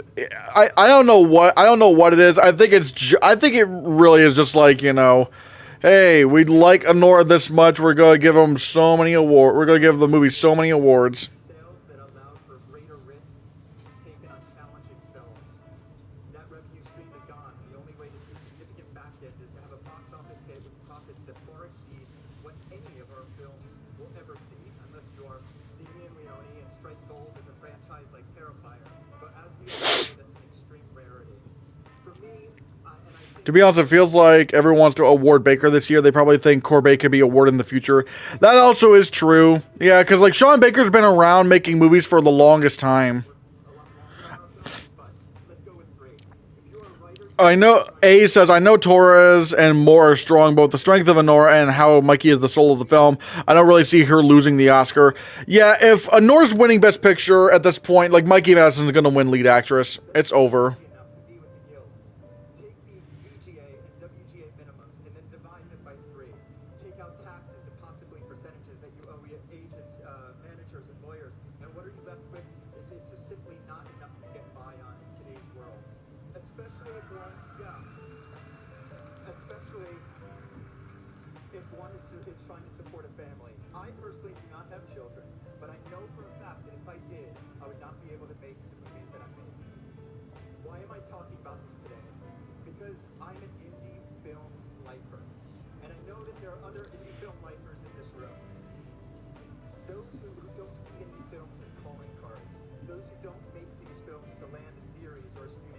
I mean, that's because they like ignore them. That's absolutely fair. Like, you never really know what someone is like why someone is voting for something. Mikey is winning now. No debate there. Yeah, no, I've been saying I think Mikey Madison's gonna win. Artistic freedom and the freedom to cast who is right for the role, not who is forced to cast considering box office value or how many followers they have on social media. I'm wrapping up, guys. I'm wrapping up. The system has to change because this is simply unsustainable. We are creating product that creates jobs and revenue for the entire industry. We shouldn't be barely getting by. Creatives that are involved with projects that span years have to begin getting much higher upfront fees. And again, because back-end simply is not, you can't be relied upon any longer. If Madison loses tomorrow, even if Madison loses tomorrow, Madison will still be in a strong position to win because of BAFTA and her film winning Best Picture. Yeah, even if Demi Moore won SAG tomorrow, I'd still have to go for Mikey Madison because like Honora is just stronger in Best Picture. And when they're like, especially in lead actress, when the race is really tight, they tend to go for the stronger film. Glad that Flo won. Yeah, I'm really happy that Flo won Best. I really like that Flo won Best International Feature. Lifers for holding on, fighting the good fight. Thank you so much.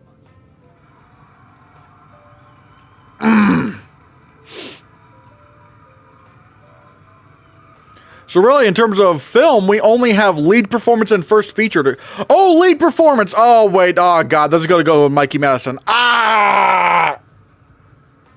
If Demi Moore beats Mikey tonight, I'd be like, ooh. But then again, they gave Lily Gladstone an award last year because they were trying, even though it wasn't for Killers of the Flower Moon, but they were kind of trying to make it be like for Killers of the Flower Moon. But yet, they didn't even win the Oscar. It's for TV, Mr. Hennig. Ah, it's for TV, damn it. Like I said, guys, while we're waiting for the movies, I want to say, and don't worry, I'm not, like, we're still going to watch over to the end of this thing. But yeah, I do want to let you guys know, thank you guys so much for watching. And don't get me wrong, again, we're going to continue watching. It's not ending anytime soon.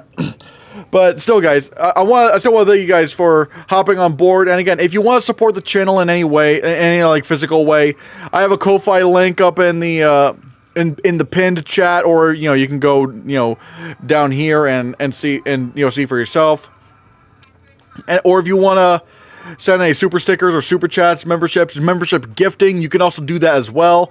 All that is very much appreciated. Thank you guys so much. And so, yeah.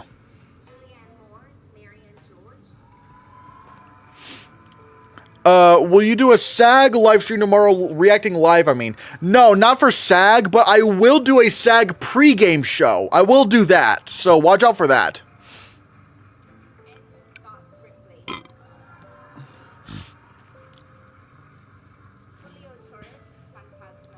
I'm willing to bet it's going to be like a Shogun actor that wins. Can we do a post-game show? I'm actually going to be a bit busy on Monday, I think. Oh, Baby Reindeer, okay. Let me see what...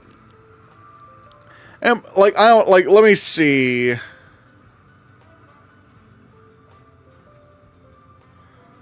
What do I got going on Monday? Because I know I'm going to be filming with Brother Bro on Tuesday. I'm going to film with Brother Bro on Tuesday. Although, like... Oh, but... Okay, so on Monday, maybe? Maybe I could do a post-game show on Monday evening. Maybe. Maybe I could. Well, actually, wait, no. Wait, I just remembered. I can't. Maybe I might not be able to. Because, like, maybe or maybe not. I'm not exactly sure. Because A Complete Unknown is going to be releasing on digital on Monday. And so, I'll probably need to try to, like, I don't know if I'll be able to, I might not be able to stream. I might not be able to stream on Monday. Because I still need to see A Complete Unknown. Baby Reindeer was good, but wasn't as good as it could have been. I have not seen it, so, yeah.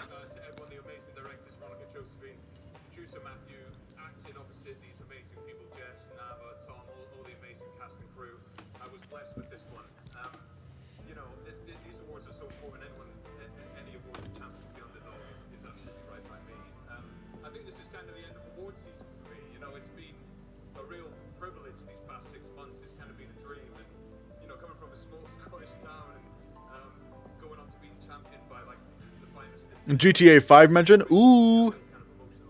kind of emotional sort of standing here. So from the bottom of my heart, thank you so much for everything you've done in championing this show. I will honestly never forget it for as long as I live. Hope to see you again someday. Thank you so much. Thank you.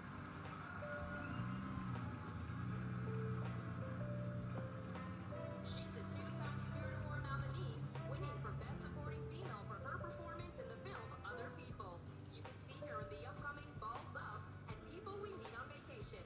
Please welcome Film Independent Honorary Chair, Molly Shannon.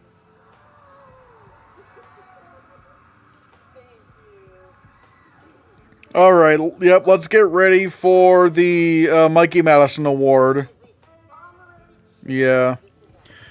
Lead performance. Yeah. Don't worry. I'm listening. Don't worry, Kieran Curtis. I'm listening. Is that the one? Oh, is that the one Best Picture nominee you've yet to see? Yeah. Complete Unknown's the one that I still need to see. Yeah, it's gonna be Mikey. Yeah. Yeah. Let's just get on with it. Yeah. Spirit Award for Best Lead Performance. I do have one job as the honorary chair that Film Independent has asked me to do. So regarding the gift bags that everybody has, the producers of Thelma are trying to capitalize off the popularity of the substance by providing everyone a special serum that will make you look Coleman or Sebastian? Hey, I'd be happy if it was Coleman Domingo, Sebastian Stan, or Demi Moore. I would be really happy if either of those won. And the apprentice is handing out warning labels, not for anything specific, just for mentioning the movie. And of course, please enjoy the Night Bitch sponsored Razor Blade. Yes, Kieran. I would like it if Demi Moore won. I would like it a lot. I would like it a lot. Amy Adams' Night Bitch. Again, Demi or Coleman or Sebastian Stan. Just any of those three. Coleman Domingo, Sing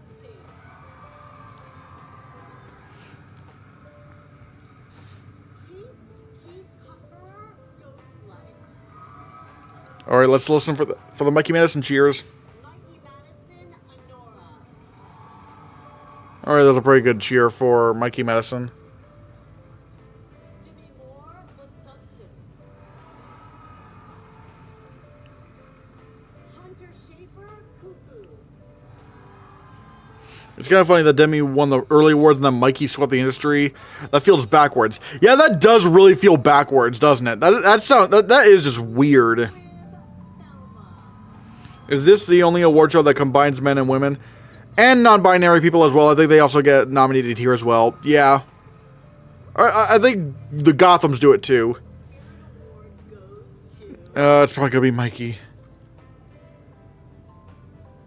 Best Lead Performance, Mikey Madison. No!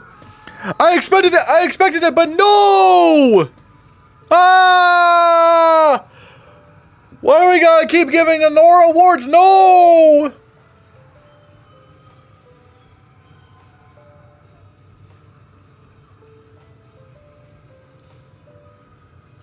Yep, Mikey won. I knew it was gonna happen.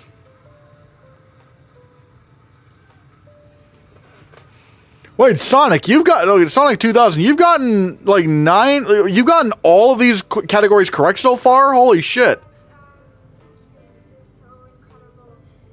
This is such a beautiful room to stand in, and to my fellow nominees, I am so honored to be nominated alongside you. You're just so incredible and beautiful. So many people went into the making of this film, so I just want to thank our incredible cast who Oh, Sonic says, yeah, I just need a Nora to win 12 out of 12. Well, then you're going to be right. Like, man, you would win the Award Expert app. Like, you would win on Award Expert. My God. I mean, and also Honora's going to win best feature now. It's going to win.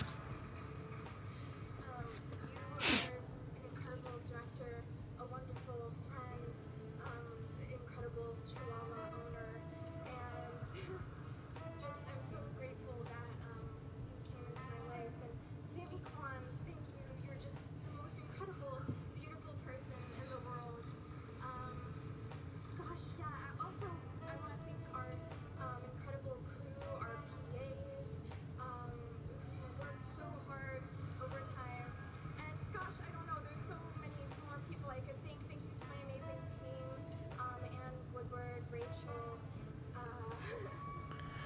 Yeah, it's I figured it was gonna be an Honora sweep. They love Sean Baker's movies. Forgot to put my predictions on Award Expert. Oops. I actually did not predict the Indie Spirits. Oopsies for me. So that means Sing Sing's going home with nothing. Everybody hates Sing Sing for some reason. Ah! I just got some news backstage that I want to share. I'm like shaking right now, but I'll just say it. Hooters has declared bankruptcy. Oh. So let's just take a breath. You guys lean on each other, okay? We'll go on with the show. You're almost done. We'll go on with the show. This is what Hooters would have wanted, I think. So to present our final award, please welcome the winner of the 2023 Spirit Award for Best Lead Performance, Michelle Yeoh.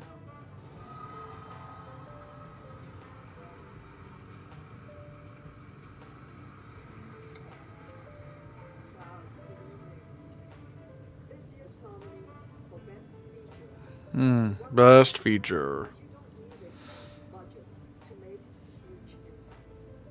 Each of these films, though varying wildly in style and execution, transported us to different worlds and opened our eyes to the unfamiliar. They were challenging, sometimes educational, and of course, incredibly entertaining. They all exemplified everything it means to carry on independent spirit. Here are the nominees. Yeah, but let's face it, best features going. If Sing Sing won, I'd be so happy, but like, it's gonna be a Nora. It's gonna be a Nora. I'm serious. They said it twice. I saw the TV glow. I still need to see I Saw the TV Glow.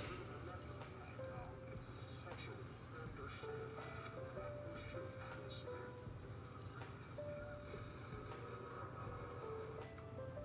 Nickel Boy. Nickel Boys was so good. Oh my god, I love Nickel Boys.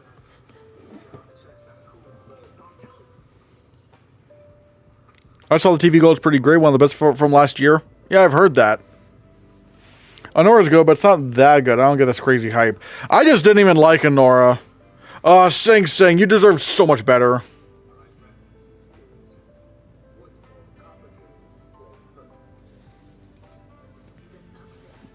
Oh my god, the substance. Oh god.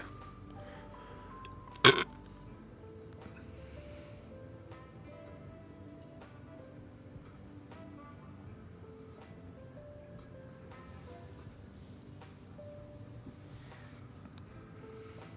the spirit of what goes to Anora. Yep, I figured. I figured. Yeah. Again, they were just waiting to give Sean Baker those awards. They were just waiting. Yeah. I figured. Yeah. It has been an Honora sweep. Actually, I just realized. Wait. Okay, wait. It wasn't nominated. Wait. It wasn't nominated for screenplay. Oh, and it did. Okay, it didn't win supporting performance. But like, it won almost every award it was nominated for. Scrape together whatever money we could get to make these movies. Gotta move. The only award it lost was supporting performance. We scrape together whatever Yeah. we could get to make these movies. My God. Carlos B. Eaton says, looking at the history of the winners through here, they're usually more incorrect about the Oscars than not, especially for performance. Like last year it was Jeffrey Wright. I mean, true, but also wasn't like, I don't like sure, with lead performance, like Jeffrey Wright won last year, but I don't think he was like competing with anyone who was, yeah, he was competing with no one else that was nominated for the Oscar that had any chance of winning. So it's like, but he was closest. He was the closest to winning. And Michelle Yeoh ended up winning the Oscar, so it's like, if, sure, like, it can be a bit hit or miss, but it's also one of those things where it's like, you know, They really had to just go with this usually they'll go for who was the closest to winning. I guess I'll head off now. Goodbye, Mr. Hannahcast. Goodbye, Kieran Curtis. It's annoying where I live. Honora isn't getting a DVD release. That'll be three Best Picture winners of the 2020s with no DVD over here. This is insane. Yeah. Your supporting performance was actually the one I might vote for out of all the categories. It was nominated in tonight. It was my favorite part of the film. I would have given Clarence Macklin Best Supporting Performance. I think this is my fourth perfect score of the award season. I also got 100% for Honora, for WGA, DGA, and PGA and Award Expert. Wow. I guess Demi isn't winning anymore. True. I don't think she's winning. Shame how the Honora Criterion Court covered so bad. I want every Best Picture winner on physical media. Oh. Indie film and everything that we hopefully we can all be young and dumb enough to follow our hearts no matter what the outcome may be. So thank you so much. But yeah, guys, like I said, hold on. Yeah, like I said, guys, if you want to support the channel directly, there are a few ways to do that. You can go over to this right here, like the pinned chat, ko-fi.com/Christian Hannah. There's also, you can also see it at the corner of the screen over there. And also I have memberships open. If you want to become a membership, or you want to gift memberships, or you just want to send a super chat or anything like that, please consider doing so. That really helps out the channel a lot. Yeah, Demi is just not going to win the Oscar. No. Critics' Choice now just feels odd for not giving it to Madison. Yeah, Critics' Choice was very strange this year. I'll probably stay on for a little bit more so we could talk about, so that we could talk a bit about what happened.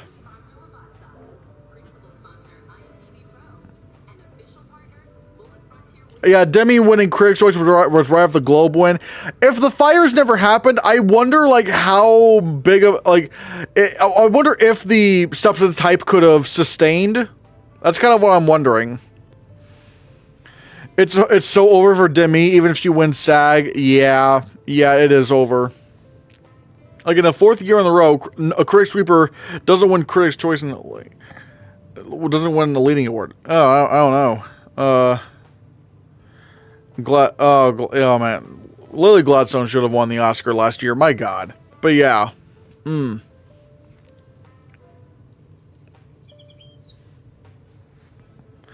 not predicting Demi, but explain why she's not winning the Oscar. The problem is that, like Mikey Madison's film Honora is winning Best Picture, and usually if the race is like how do I explain? It's like. Whenever, like, you want to go with you want to go with what's stronger in Best Picture, and The Substance is one of those films, like, it's just like on the lower end on Best Picture for a lot of people. Whereas Honora, it's winning PGA, it won PGA, DGA, WGA, so and like I thought Mikey Madison winning lead actress was more likely than Sean Baker winning director. So it's just one of those things where it's like, I feel like the hype for Honora is just so strong that I just don't think, like, Demi Moore can recover from that. The momentum shift to Mikey late, and she's the face of the Best Picture winner. Yeah. Demi is the co-lead in the final 30 minutes, ruined it for a lot of people. I don't think it's really the co-lead thing, because it doesn't really matter in the grand scheme of things. Like, they don't really care about screen time. If they really cared about screen time, then, you know, look at Anthony Hopkins for Silence of the Lambs. He won Best Lead Actor, even though he should have been in for Supporting Actor. It's not really the screen time that really matters to people. It's mainly the fact that Honora is just more liked than The Substance. Yeah, they just like Honora a bit more. I feel people did like The Substance because how to get into Best Picture then. They like but the thing is, there are more people that like Honora than The Substance. Like considering how The Substance might just go home with only Best Makeup and Hairstyling, it's looking like it was like a bottom 5 contender. So, I just feel like, you know, and Honora is just a stronger film. After this, is it correct to say that a miracle will happen for Torres and she will still win the Oscar? No, I genuinely do not think Fernanda Torres is winning the Oscar. I would not mind if she won. She's great in I'm Still Here, but she's just not winning. She's just not going to win. She's going to lose to the Best Picture winner, Honora, Mikey Madison. part of Lily losing was screen time. I don't even know if it was really that. It's just like people didn't really know who Lily Gladstone was, and again, Poor Things was just a stronger film. Poor Things won 4 Oscars, and Killers of the Flower Moon won nothing. So it really just comes down to the strength of the film. People did not care about Killers of the Flower Moon, and people really loved Poor Things. I actually think Torres has a better chance than Moore. The voting extension meant that Moore's momentum had run out by the end of the voting period. So 99% sure it's Mikey. I don't know. I'd still say Demi Moore is more likely than Torres, because again, there still is the big narrative behind Demi Moore, and she has won more things. And again, the problem with predicting Fernanda Torres is that she only won the Golden Globe and got nominated nowhere else. Not even shortlisted at BAFTA. It's like I just don't think she can win. I just don't think she can win. Flo winning international film here. Could that mean something? I think it means something for animated feature. It shows that Flo is still winning awards and people are still seeing it. I think Flo might actually win Best Animated Feature at the Oscars. My Roman Empire is Fernanda Torres. Yeah, I would love it for Flo will probably win animated feature in my opinion. I might just go back on Wild Robot now. You know how I feel now. I mean, look, I think Flo just genuinely could win. I mean, the fact that Flo, it's still winning awards. So yeah. Although voting was not in Lily's favor last year, I wonder what would have happened if the Oscar voting happened after SAG last year. But again, considering the Oscars just kind of copied BAFTA, maybe Lily Gladstone would have still lost. Because again, Poor Things was just a more liked film. Timing of voting is huge, sure, but I just don't know. Poor Things won 4 Oscars and was probably number 2 for Best Picture. I'd say number 2 because I think maybe Yorgo Lanthimos was probably number 2 for director.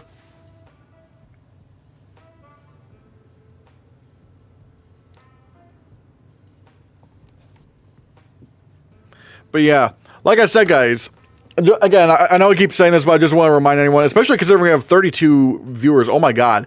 If you want to support the channel, I do have a Ko-Fi link, ko-fi.com/Christian Hannah. The first of the month is coming up. We're trying to pay rent. We're trying to make that happen. I'm not things are going to get better next month because I'll be starting a new job, but it's not going to be happening in time for rent. So if you want to help us out, ko-fi.com/Christian Hannah, or if you want to support via memberships or stuff like that, you could also do that as well. But yeah, I think Flo winning here could mean Wallace and Gromit is out, especially since it's the weakest project in the franchise, having lost its first BAFTA. I mean, I think Flo, Wallace and Gromit could still win, but we'll have to see. Again, also, I think it'd be fun to debate if the winner if the Best Picture winner of a specific year didn't exist, what would the winners have been? That'd be interesting to think about. Emma Stone is also really well liked in the industry. I think people underestimate just how much liking you matters. It won Jamie Lee Curtis an Oscar. No one knew Gladstone. Mikey, one of them. Wait, let's see. I'm slowly coming around to Mikey Madison winning Best Lead Actress, says ZJ13 Goat. That's what I'm saying. I think people confuse correlation with causation. BAFTA just revealed that it was always Mikey when the industry finally had their preference revealed. Gladstone is known, though that's not true. She wasn't new. Okay, but to be fair, Lily Gladstone was known amongst the indie. The indie industry, but Lily Gladstone, Lily Gladstone was not a household name until Killers of the Flower Moon, and even then, I don't know if Lily Gladstone would be considered an A-list actor right now. So it's the vast majority of people did not know who Lily Gladstone was until Killers of the Flower Moon. They were mainly known from smaller independent films and those kind of circles, but not big tentpole hundreds of millions of dollar budgets like Killers of the Flower Moon. True, I mean she got a lot of hype for certain women, First Cow, but again those are the indies. That's the indie crowd. A lot of people voting literally knew Emma Stone in person. True. What's the weirdest thing that could happen at the SAG Awards tomorrow, and how could it impact the Oscars? Maybe if Kieran Culkin lost supporting actor, I'd be like, oh, like, let's say, you know, Edward Norton beat him at SAG. I'd be like, or if either Yura Borisov or Edward Norton beat Kieran Culkin, I'd be like, oh, whoa. Sean Heater or Sean Baker, which Sean's film do you like more, Coda or Anora? Easily Coda. Coda's way better. I love Coda. No Guts, No Glory SAG surprise. I'm currently predicting Wicked to win Stunt Ensemble because I don't have it winning any other awards, and I feel like it has to go home with something, and they're probably just gonna give it stunts as a consolation prize. Imagine if Monica Barbaro won SAG. Oh my god, what happened? That would be nuts. That would be nuts. Weirdest would be Emilia Perez winning Ensemble. Oh yeah, that'd be strange. I still think Wicked is taking Ensemble. Do you have Wicked winning any other awards? Because again, I just don't think Wicked has a good narrative to win Ensemble at this point. Yeah, for stunts. Yeah, I mean, granted, I would not vote for Wicked in stunts. I would not vote for in stunts. But like, knowing the SAG Awards, because here's the thing, at the SAG Awards, like, every stunt performer is an actor. I do have this belief that every stunt performer is an actor, but not every actor is a stunt performer. So the vast majority of people voting for Best Stunt Ensemble don't know anything about stunts, which is why you'll get like weird wins, like what was it, like Wonder Woman beating Baby Driver, or what was it? What was another one of those? What was it? Oh yeah, or Black Panther beating Mission Impossible Fallout for stunts. Like, that was weird. Banshees got 5 SAG noms, the most of all time. Wicked got, Wicked and got 0 wins, so it's possible to have a ton of noms and lose them all. But the problem is, though, the problem, yeah, Wonder Woman won twice. Yeah, both Wonder Woman films. But the problem that, Anirud, is that, sure, yeah, Banshees of Inisherin lost all 5 of its awards, but it got nominated pretty much everywhere it was supposed to be nominated for. Wicked overperformed in nominations. Like, no one expected Jonathan Bailey to get in. No one, like, that's the thing, like, it overperformed with nominations. Whereas Banshees, everyone kind of knew, alright, this makes sense. This makes sense for what, like, the award it's getting nominated for, there was no surprises. Ariana isn't winning SAG. Yeah, I would love Ariana Grande to win SAG, but I don't think that's happening. If Ariana Grande wins SAG, would she beat Zoe like the Ariana fandom says? I don't know, because I feel like the Oscars still like Emilia Perez more, and they're more likely to go for the narratives. I called Bailey, by the way. I wasn't nomcom. I'm just saying, a lot of people did not call Bailey. I just... Like, that was an overperformance at SAG. I just do not think... I just think comparing Banshees to Wicked is not really the same, because, like, Jonathan Bailey was considered the long shot. Over Guy Pearce is crazy. Yeah, that was kind of weird. Do you think either Erivo or Grande will be back for Wicked for good next year at the awards, I mean? Well, here's the thing, Mandalorian. The problem, though, is that I held a poll for people who have seen the Wicked stage show. I have not. So no spoilers, but I did a poll for people who saw the Wicked stage show, and they said the second act of Wicked is worse than the first act. And so I'm just like, oh, it's not gonna do well then. It is not gonna do as well as the first film.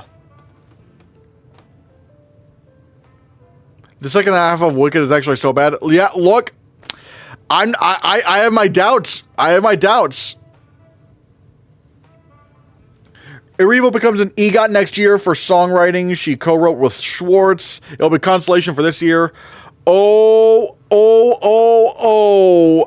if Wicked is not as liked as part, if Wicked for Good is not as liked as part 1, there's a good chance it might go home with nothing. Like, let's see. Wicked on the West End. Watched Wicked on the West End and it ruined the show for me. Ooh. If Zoe wins tomorrow at the SAGs, she could finish screwing up the phrase, after Carla's tweets, Amelia Perez won't win any Oscars. Yeah, I never bought that. I was like, no, Amelia Perez is going to win some Oscars. I kid you not, I have the exact same shirt you're wearing right now. I wore it yesterday. What a coincidence. Oh, that's fun. Yeah, they're adding new songs. That's why. It's not that it's not liked. There's only one song that's memorable compared to the first act, which had 4 or 5. I don't know. I just asked if if Act 2 was worse than Act 1, and people were just telling me that the Act 2 is worse than Act 1, and so I'm just like, look. I'm not like, if people just don't like Act 2 as much, unless it's a situation where John M. Chu actually does fix any of the potential problems that Act 2 had. Unless it's like one of those situations, I would not hedge my bets on Wicked for Good being a big player. Will you do a live stream during the SAG Awards or just make a reaction video? I'm going to do a pregame show for SAG, so watch out for that. I'm going to probably stream it around 6 o'clock. 2 hours before the SAG Awards start. I'll do a regular reaction video after, and I'll post like a regular reaction video. One thing we learned from the Oscars is they don't like sequels, but if they've only seen that with 3-part franchises, what could happen to Wicked if it's only 2 parts? I don't know. I just still don't think if Wicked for Good is not as liked as the first film, it's not going to be a big player. They're going to consider it a disappointment. Honor Domination, unfortunately so. Godfather Part 2 won Best Picture. True, but there are people, Godfather Part 2 was considered to be on par with Godfather Part 1. So it's like, and plus people are not going to call Wicked the Godfather. They're just not. I think I heard they're adding more elements from the original Wizard of Oz to Part 2. We'll have to see. Yeah.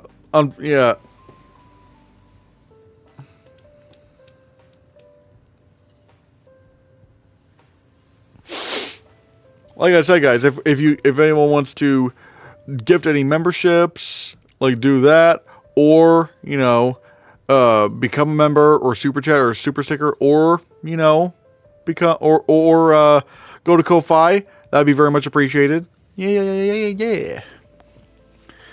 Didn't Trial of Chicago 7 win just ensemble? I can see Wicked just winning that. I mean, to be fair, that year was so weird because it was such a strange year. I think there were only 2 films nominated for Best Picture that were in at SAG Ensemble. It was just a very, very strange year, and so it's If Dune Part 2 flopped at the Oscars, Wicked will too, probably.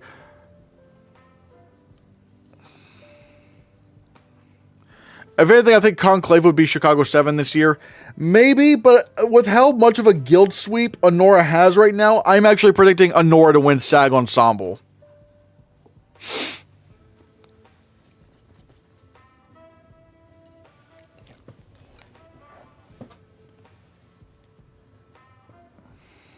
Sam and Honora's probably going to win Ensemble. Yeah. Man, Sing Sing should be winning Ensemble. It should be winning Ensemble. Why can't Sing Sing win Ensemble? They hate that movie. They hate Sing Sing. Ah!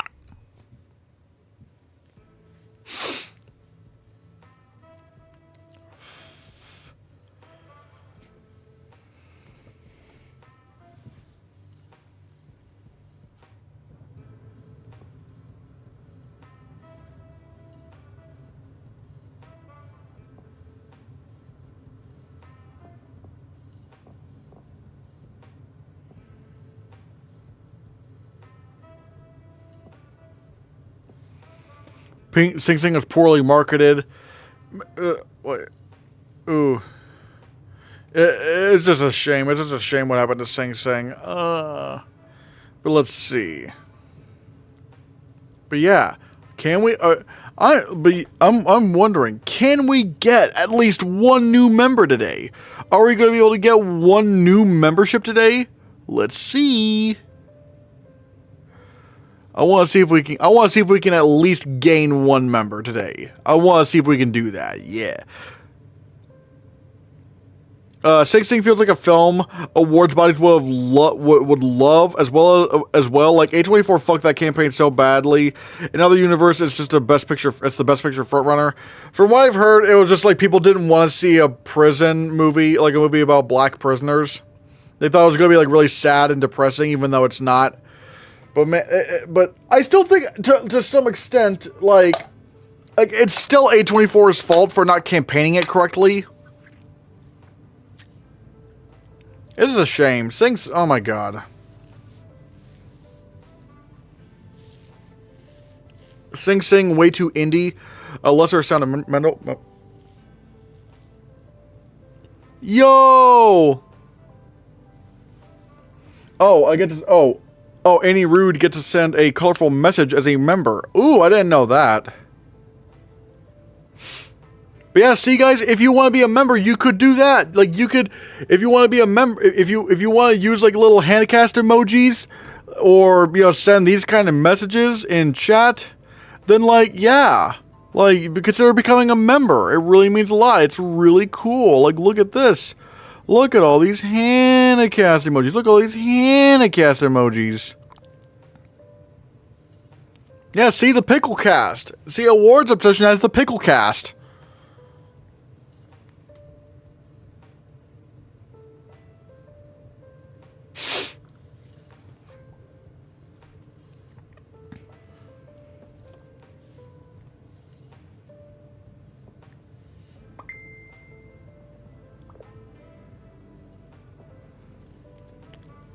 Wow, the Skibbity ones. Oh yeah, the Skibbity cast. The Skibbity cast. That's funny.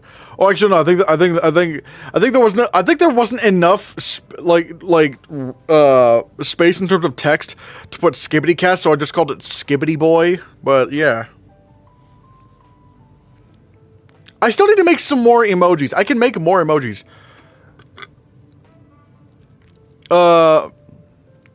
It was recently announced that Carla Sofia Gascon will be attending the Oscars amidst her controversy. Thoughts? Oh boy. I mean, I expected this. Like, I figured, like, alright, she's gonna miss, like, every other award show, but she's gonna go to the Oscars. Oh boy. I want to see what the interviews will be like. She probably thinks she'll win the Oscar still. Nah, I think she always knew she was not going to win the Oscar. Even before the controversies, like, she still lost the Golden Globe and Critics' Choice, so it's like, that's not happening.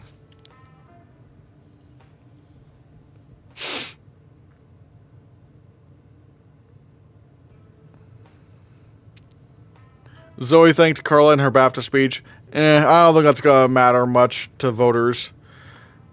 Thankfully, there's no Fab Five. Imagine having to say nice things about her when presenting Best Actress. Oh, Jesus Christ, yeah. Yeah, I'm just glad there's no Fab Five because now they have to show clips. They gotta show clips now. They have to show clips. The Fab Five for director is going to be fascinating because, like, I wonder who the Fab Five is going to be. Because I've been thinking... Yeah, Fab Five for Best Director. I think Christopher Nolan is gonna talk to Brady Corbet. Ron Howard might talk to, might talk to Sean Baker. Guillermo del Toro might talk to Jacques Audiard for Emilia Perez because he does like that movie. Either one of three might happen for Coralie Forget. You could get either. I think maybe Chloe Zhao might do Coralie Forget, and for James Mangold, it would have to be someone who was kind of like a director for hire for a while, and like people kind of know who he is. So maybe it would be like,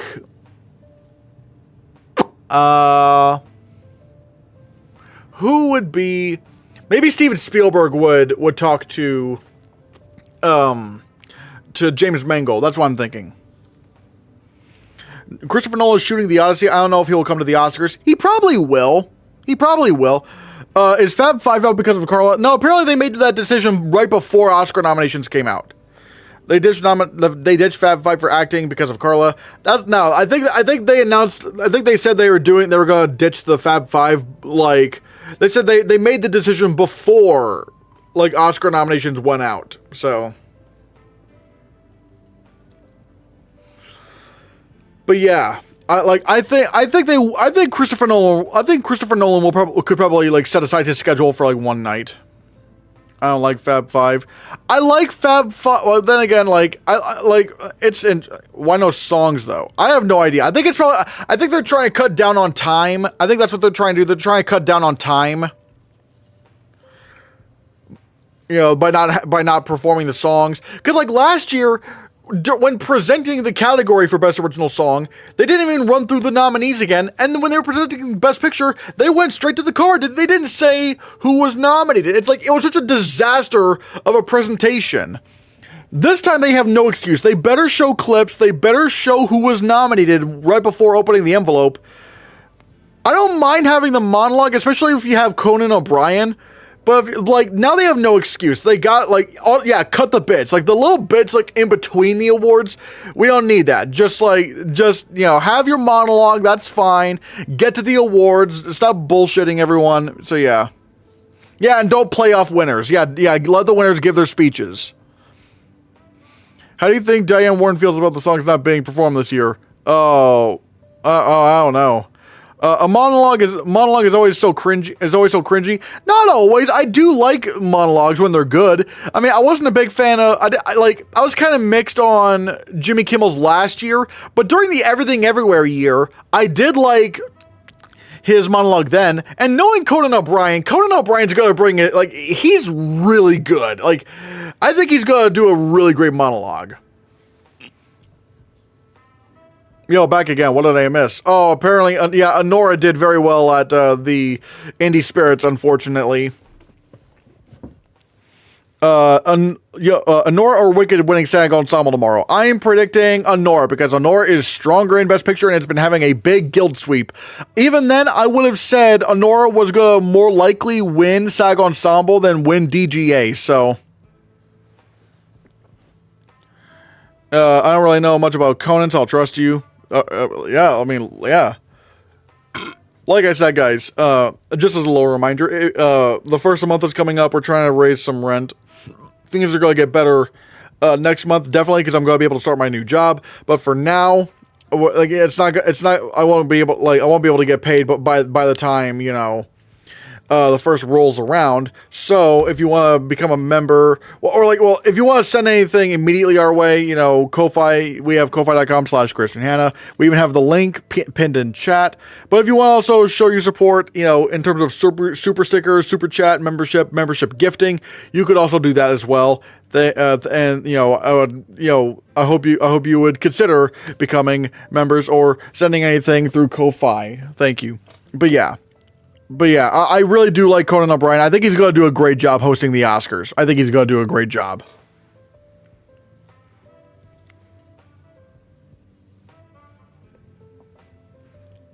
Nolan was not announced as a presenter.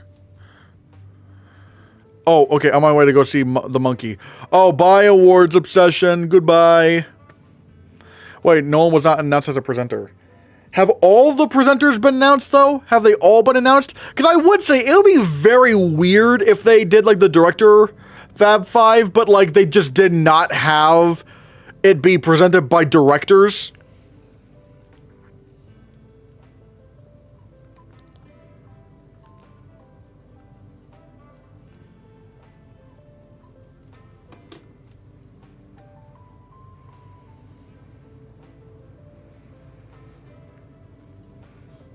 Get some sleep for SAG. Yeah, oh yeah, SAG's tomorrow. Oh boy. Huh. Yeah. SAG about to be the most predictable thing possible, probably. We'll see. I will say, I am really looking up for supporting actor, because if Kieran Culkin loses SAG, then we may have something here. Especially if he loses to, like, either Yuri Borisov or Edward Norton. I'd be like, ooh. But yeah, we'll have to see. We will have to see. Also, hello, Tri-Easy. I don't think I've seen you here today.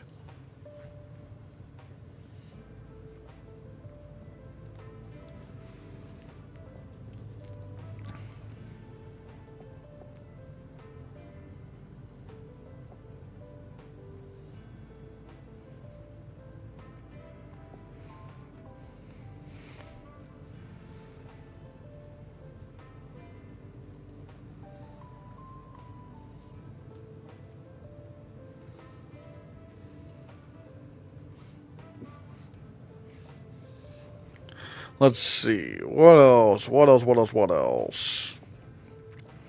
I will say this, guys. You know, if, in case you don't know, I have a collab with a certain someone next week. On the 26th, I'm going to be collabing with Brother Bro from the Oscar Expert channel. Yeah. We're going to be talking about final Oscar predictions. That's going to be on Wednesday. We're going to be recording it on Tuesday, so, you know, watch out. You know, watch out, because, you know, it's going to be a lot of fun. It's going to be a lot of fun talking to each other. So, yeah.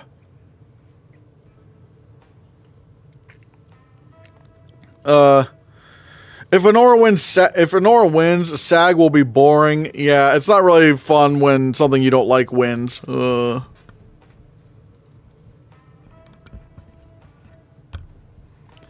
I would like something exciting, like, you know, give me Demi Moore, give me, you know, someone other than, like, I don't know, I just don't know.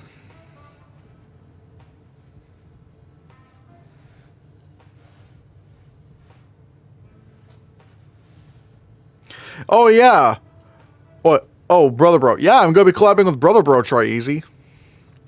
Was Brutalist good? Oh, Brutalist is great. I love The Brutalist. I would way prefer if that won Best Picture over Honora. And honestly, out of all the nominees for director, he's the only one I would nominate. Like, Brady Corbet is the only one nominated for Best Director that I would actually nominate. Demi will probably win SAG. I don't think so. I think Demi Moore's not going to win SAG. Because, again, Honora is just so strong. The film is just so strong right now. Do you think Felicity should have gotten into SAG? Oh, absolutely. Yeah, she would have been... Like, she's actually my number 2 for supporting actress. Like, I would vote for Ariana Grande, but Felicity Jones is number 2 for me.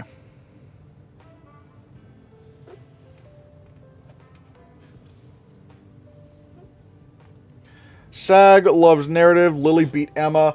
But at the same time, they still usually go for the stronger film. They still usually go for the stronger thing. So, like, I don't know. I mean, even if Demi Moore won SAG, I would still predict Mikey Madison, because the guilds are still, like, I guess the thing that would make me go, like, huh? Would be, again, if Mikey lost SAG to Demi Moore and Conclave won Ensemble or some weird fuckery. But I don't know. I just. But they didn't last year. But not every year is the same. That's the thing. Not every year is the same. Actors might prefer Demi, but I don't think it really matters for the Oscars, though. Yeah, the Oscars are just gonna go for what their favorite movie is. And again, Honora is just that strong. It's just way too strong. Again, if Sean Baker can win director, then Mikey Madison's winning lead actress at this point. She's winning lead actress.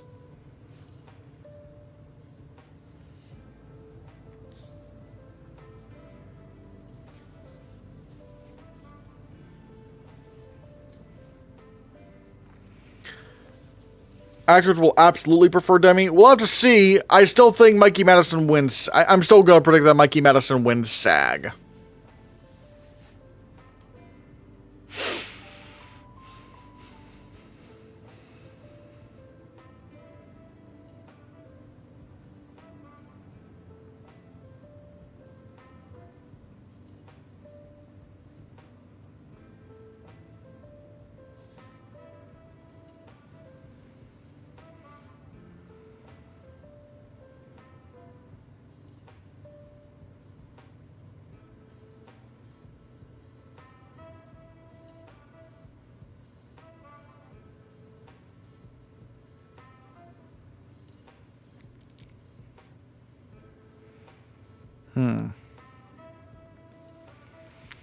Oh, totally think A Real Pain is getting screenplay now. I think that'll be one of the night's shockers of the Oscars. I can't predict that. I cannot. I just genuinely do not think A Real Pain is going to take original screenplay because it's not in Best Picture. You guys have to remember, ever since they expanded Best Picture, not one screenplay winner went to a film that was not also nominated for Best Picture. Oh, like. And Anora, sure, yeah, A Real Pain beat Anora at the BAFTAs, but also Anora beat A Real Pain at the Writers Guild Awards. And we all know how strong the American guilds have been going for Anora. I just don't, A Real Pain cannot win screenplay if it's not in Best Picture. Well, if the Oscars just copy the BAFTAs like last year, no way. There's no way they would just, no. I can't see how Anora sweeps and Mikey loses. She literally faced that film, plus more in a horror film. Yeah. If Cynthia won SAG, do you think Torres would have a better chance of upsetting at the Oscars? I don't know. I would still have to say that Mikey Madison is in a stronger film. Agreed. Jesse has been winning people over by collecting Kieran's wins. I just don't think that's possible. Would be shocked if A Real Pain won both its nominations when it underperformed in nominations. If people loved A Real Pain that much, it would have gotten in picture. I agree. Of course it can win. Stats are against it, but of course it can. It just won BAFTA. A lot of things win BAFTA, but don't win the Oscar. You know. Just because, All Quiet on the Western Front was nominated for Best Picture at BAFTA, and it didn't win the Oscar. And, just because you win at BAFTA doesn't mean you're automatically winning the Oscar. I think what A Real Pain winning at BAFTA showed was not that Anora was weak, because Anora just didn't perform well at BAFTA at all. You could easily see that Anora was stronger in American guilds than internationally, especially since Anora didn't win a single Golden Globe. I think what it just showed was that the substance is not going to beat Anora in screenplay. It's just not going to beat Anora in screenplay. It just showed that the substance was weak in terms of wins. And again, in our own home turf, Anora beat A Real Pain at Writers Guild. So, and again, you need to be nominated for Best Picture to win screenplay. You have to be nominated for Best Picture. I just do not think it's happening. No. Yeah, but All Quiet won international. BAFTA gave it strength. But I mean, to be fair, once you everyone kind of knew that All Quiet, even without, even before the BAFTA nominations came out, we all kind of defaulted to All Quiet on the Western Front winning international once it was pretty clear that India was not submitting RRR. Everyone just kind of defaulted to All Quiet after that. A Real Pain is the type of film BAFTA likes much more than the Oscars. Again, I don't know. I just think it's just... A Real Pain's not in Best Picture, so it can't win. It's just not going to win Best Screenplay. What did Jesse mean by saying thank you so much to Searchlight? They treated our movie like it was Gladiator 2. I'm not exactly sure. Searchlight made it a big deal, but I mean, it's not. I just don't know. I just don't think that's happening. Again, we have to remember that how many times we've been shocked by this season. It's been like no other. Okay, but the thing is, when you try to predict those weird those crazy out of nowhere things that happen, the crazy things don't happen when you're expecting them to happen. The crazy things happen when you're not expecting them to. And just because this season has been crazy doesn't mean every single crazy thing that you throw out there is going to happen. Sure, it would be crazy if Dune Part 2 won Best Picture at this point. And sure, there are crazy things that have happened this year, but do I think it's winning Best Picture? No. Again, you have, that stat is unbeatable. Once you expand, even before they expanded Best Picture, past 5 nominees, it was already very rare for a movie to win screenplay, to win original screenplay without being in Best Picture. The last film to do that was Eternal Sunshine of the Spotless Mind. And Eternal Sunshine would have been in Best Picture if there were 10 nominees, considering how well it did at BAFTA nominations, considering how well it did at Globes nominations, considering it got nominated for Critics' Choice for Best Picture. Eternal Sunshine of the Spotless Mind would have been in Best Picture if there were 10 films. Or even, hell, even if there were just 6 films, it would have been like number 6. Yeah, Honora's PGA, DGA, and Writers Guild combination is deadly. That's what I'm saying. Like, Honora has done so well with guilds so far, and really, especially in recent years, you want to go off of what the guilds are doing way more than BAFTA, at least in terms of above the line categories. And with Honora doing this well, why wouldn't it win Writers Guild? Well, why wouldn't it win Best Original Screenplay? Especially considering I thought it was way more likely to win Original Screenplay than it was for Director. Like, if it's going to win Director, it's going to win Screenplay. Rare, not impossible. I mean, sure, but it's also technically not impossible for Dune Part 2 to win Best Picture. It's technically not impossible, but I just can't do that. I just can't do that with this kind of precedent. Vera Drake could have been 6th. Vera Drake got into actress, screenplay, and actress last year. Oh, I think you meant director. But at the same time, I don't know. Like, I still think, like, Eternal Sunshine still did very... Even then, we all know that if there were 10 nominees, Eternal Sunshine of the Spotless Mind would have gotten nominated. Hell, even if there were 8 nominees, Eternal Sunshine of the Spotless Mind would have gotten in. Tenet score, Interstellar score, most likely to win Best Score at the Oscars. Probably Interstellar, because Interstellar actually got nominated. Doubt, not certainty of Conclave Vape Hit. Boom. Remember when we all thought Honora was dead after the Golden Globes? Oh yeah, those are what I like to call the good old days. Honora sweep, unfortunately, yes. Substance was my favorite film of last year. Hey, it's one of my favorites of last year, and sadly, it's probably only going to go home with makeup. Seeing the underperformance of BAFTA, do you now think the Academy had trouble with the gore and gruesome scenes in the third act of The Substance? Probably yes. I think they were too squeamish to give it a good chance. So yeah.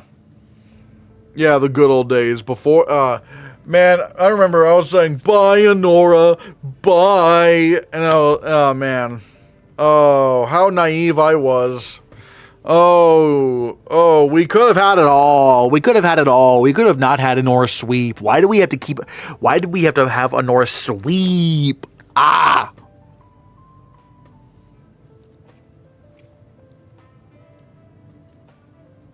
But yeah.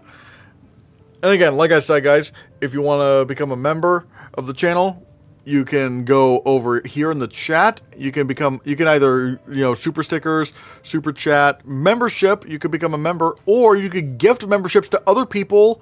That's always a lot of fun. You could always gift memberships to people. That's awesome. And also, if you want to support me directly, go to ko-fi.com/ChristianHannah. The link, there's also a little link right here. Consider supporting me in any way you can, please. It would be very, very appreciated. Dune Part 2 and Honora were both my favorite films of last year, and hope both win a lot of Oscars. Oh, Dune Part 2 is probably only going to win 2. It's probably only... Do you think Honora would still be this strong without the Emilia Perez controversy? It's not even the controversy itself, because like the moment that movie got 13 Oscar nominations and the general audiences hated Emilia Perez that much, like the audience scores even before the tweets released were like really bad. So it's like, I think because people just did not like Emilia Perez, I don't think it would have won Best Picture. Can I get a free membership with my YouTube Premium subscription? I don't think that's how it works. I think you would still have to buy a membership. But hey, it's worth it because we got weekly live streams, emojis, members only videos. I'm probably gonna start doing. I might try to do a video on like where I'm reviewing some of the movies that I didn't review here pretty soon. But yeah.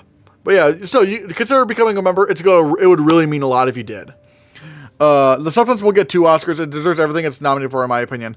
Oh, I think it's only going to win 1 Oscar, and that's makeup, because I think Demi Moore is going to lose to Mikey Madison, unfortunately. What's your opinion on the live-action Where the Wild Things Are from 2009? Oh, I think it's great. I think it's a great film. And definitely captures childhood and imagination very, very well. And also emotion. Captures childhood emotion very well. The Substance just getting makeup. Godzilla -1 RRR treatment. Yeah. Oppenheimer won director but lost screenplay last year. I mean, true, but the thing is, everyone knew Christopher Nolan was winning director. So, like, in their little minds, they could say, oh, we don't need to give Christopher Nolan an Oscar. But when there's years where the race is split and no one really knows what's happening, they'll usually give the film picture, director, and screenplay just to ensure that the movie wins an Oscar. You know, this happened with the Everything Everywhere All at Once year. This happened with the Parasite year. This happened with the Birdman year. Like, it's one of those things, you know? Yeah. Because, like, Anora has not been sweeping. It's not been very clear. You say you can get a membership for free with a YouTube sub, but I guess it's not available anymore. Oh, yeah, I think that might be, yeah, that might be it. I think maybe it was available at some point, but not anymore. Oscars like to give actors to upcoming actresses, especially way more than they do actor. Well, actually, no, the opposite is true. They usually like giving lead actress to, like, more established actresses.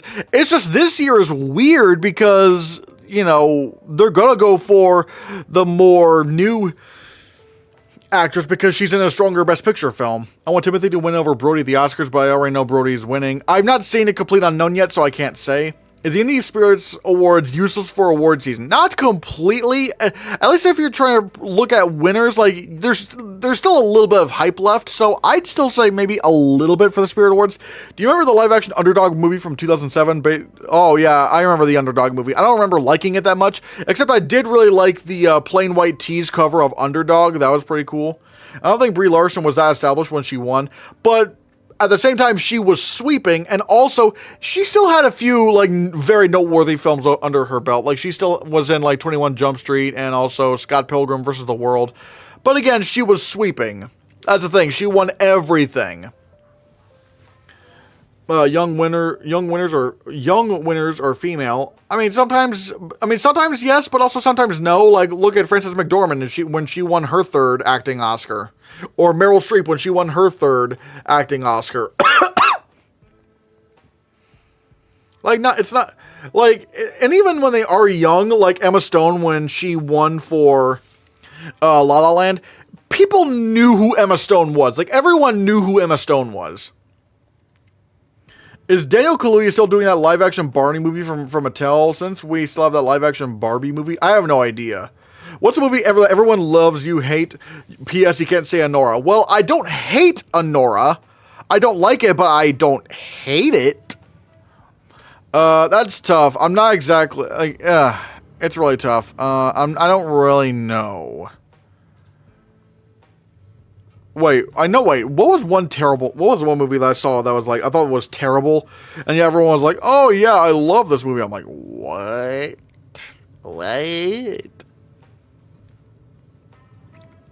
Let's see, lowest, I'm going on Letterboxd to see what films I could have said,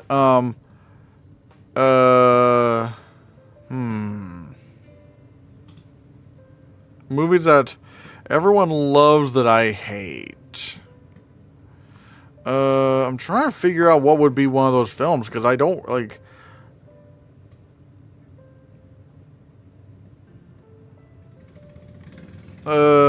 God. Oh, Batman the movie from 1966. I hate that. And yes, the Adam West Batman movie. I hated that film. It's so bad, but a lot of people love it, so, yeah. You should make a video choosing your personal Oscar winners. I might do that, but I still need to see, you know, A Complete Unknown. I still need to see, maybe, I'm going to try to watch some of the documentaries and international films, but I do plan on doing that video. Don't worry.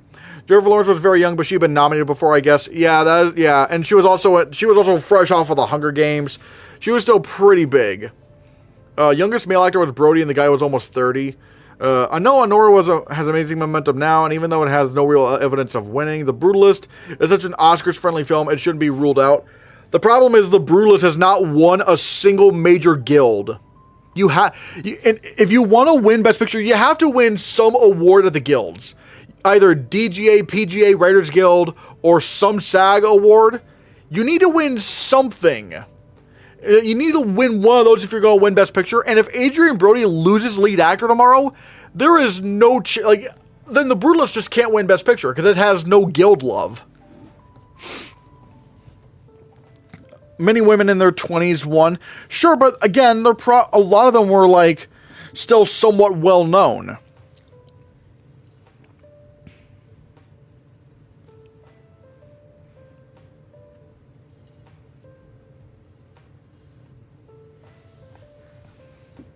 At age 25, Mikey would be the 9th youngest actress in history. The youngest actor to ever win was 29.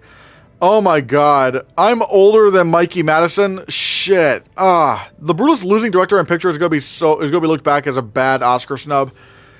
Yeah, like, I mean, okay, granted, I think Dune Part 2 should be winning director and picture, but I obviously knew that was not going to happen. But I don't know. People still love Anora, so it's like, I don't know. I think the worst movie I've seen was Cuties from Netflix. AJ got it with the stats. Man, yeah, I just like, God, I can't believe I'm older than Mikey Madison. Shit. Nickel Boys or Sing Sing. If you're asking my personal preference, Sing Sing. Although both of them would be in my top 10 of the year.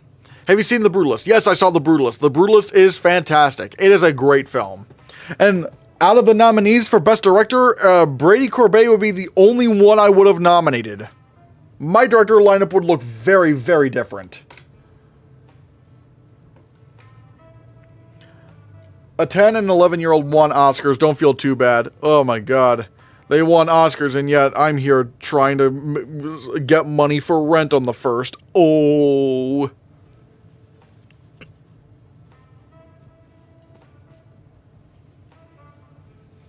But yeah.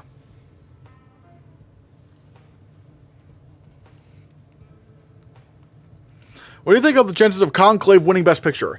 The only way I could, like, really entertain that would be, like, if Conclave won SAG Ensemble. I would, like, ooh, okay. And someone posed a question, like, what if Ralph Fiennes won lead actor at SAG and Conclave won Ensemble? I would be like, oh, shit, what? I would very much take that seriously. I'd be like, oh. We need that third Demi speech tomorrow. I would love that. What was the last movie you watched in theaters? I'm trying to remember. Probably Wicked, maybe.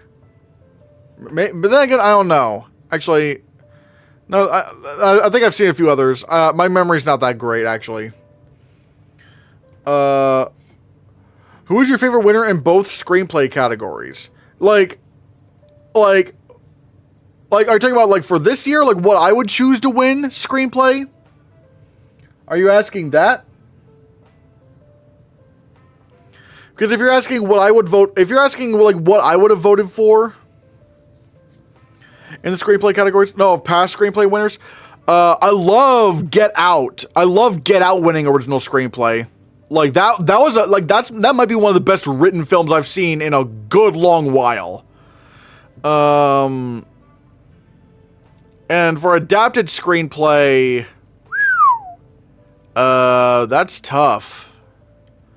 Adapted screenplay, The Social Network is a very, very good winner. Great winner. I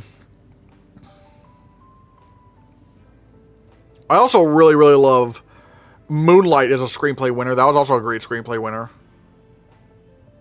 Remember that god-awful Banana Splits movie being a thing? I haven't seen it, but it doesn't... It looks like it knows what it's trying to be, so I don't know. Oppenheimer or Whiplash? What's your favorite? Probably maybe Oppenheimer. Both are, like, fantastic, like 10 out of 10s for me. But Oppenheimer... If you're asking me, which I would choose between the two, probably Oppenheimer.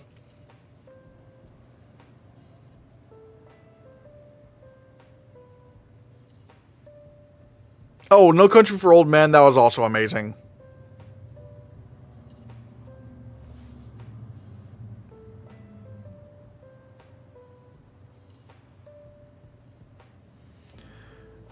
Favorite Best Picture winner? I have not seen every Best Picture winner. I actually do, after the Oscars, I actually do plan on watching a lot of Best Picture winners. Like, I'm going to try to watch every Best Picture winner and do a ranking video, like a tier list of every Best Picture winner.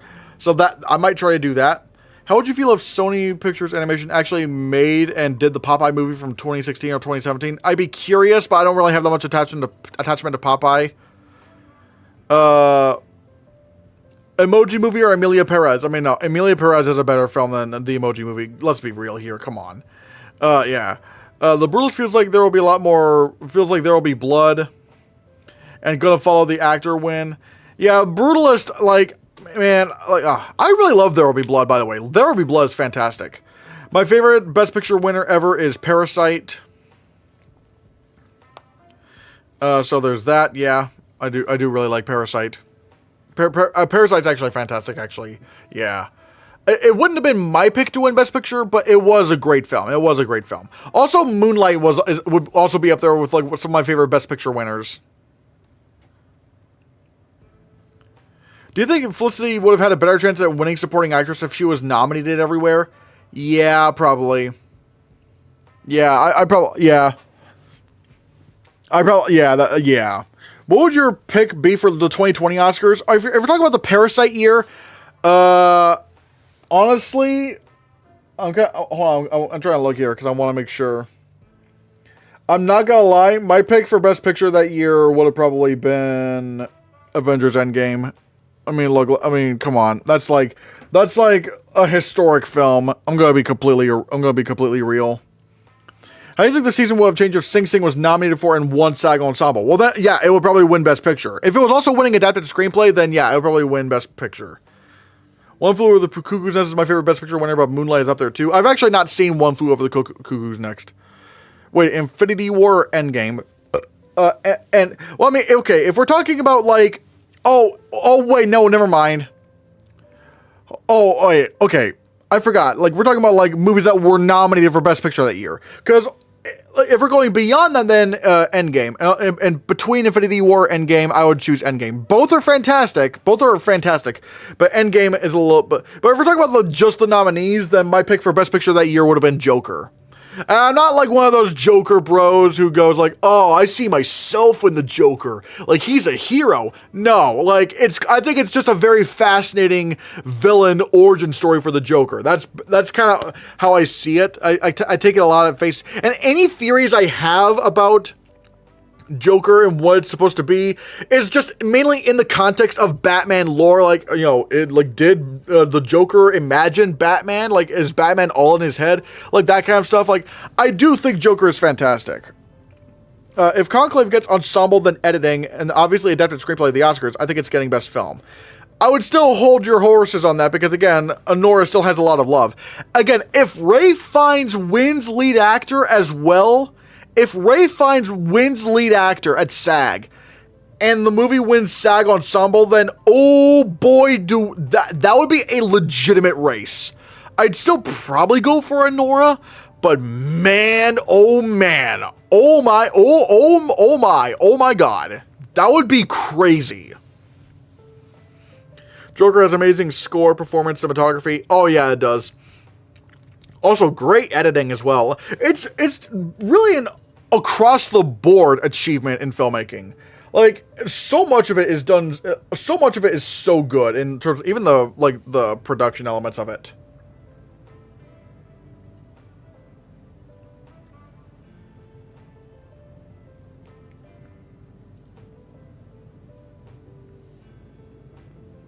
Do you think Conclave has a better chance at beating Anor than The Brutalist? Probably. But if it doesn't, if Conclave doesn't win any SAG awards tomorrow, then it's kind of finished. Because, like, you need guild support, and at that point, neither The Brutalist or Conclave would have had major guild support, so... Are you predicting Timmy for tomorrow? Yes. I am predicting Timmy to win Best Lead Actor at SAG. I still think Adrian Brody's going to win the Oscar. But, yeah, that's kind of what I'm thinking right now. Do you think... what was your favorite Oscar nomination for this year? Oh, that's tough. Favorite Oscar nomination this year? I mean, I guess my favorite Oscar nomination... Because it's tough, because there are, like, you know... There are Oscar nominations that I was expecting that ended up happening, and I was like, oh yay. But then there's also the Oscar nominations that I wish would happen, but I didn't think they would happen, and they happened anyway. So I don't like. How do you want me to, like? How do you want me to answer that? Because I'm like, it could go one of two ways. It could go one of a few ways.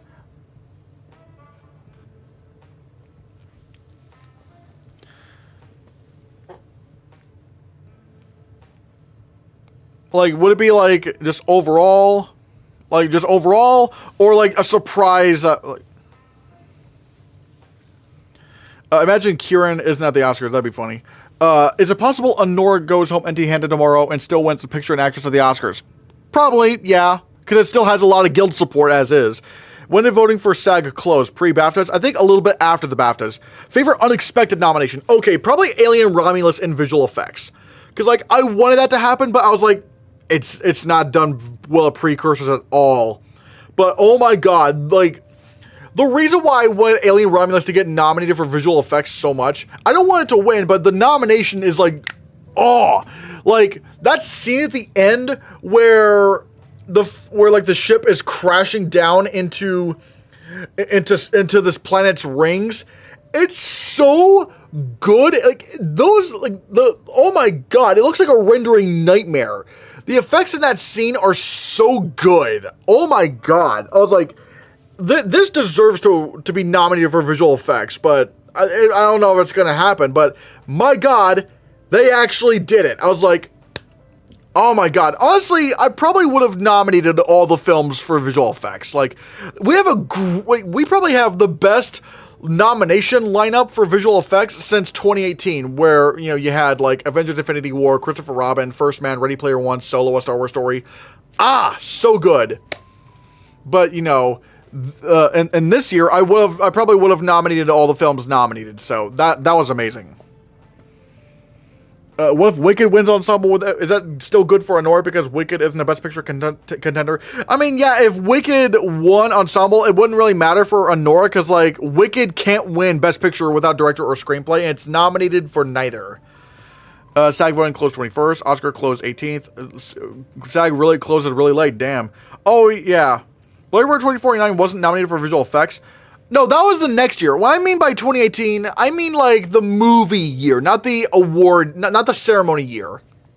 No, the previous year, yeah, Blade Runner 2049 won visual effects, even though it really should have gone to War for the Planet of the Apes, because I thought that was just the more technical, that was a more groundbreaking achievement, but still. Nickel Boy should have been swamped with love throughout award season. Yeah, I especially with Anjanou Ellis not getting nominated for supporting actress. That was sad. That was sad. Could Oscar voters just decide to vote Chalamet before SAG because they had a feeling he could win? I don't know. Maybe, maybe not. I don't know. But they did close voting, like, not long after BAFTA, so it's like, eh.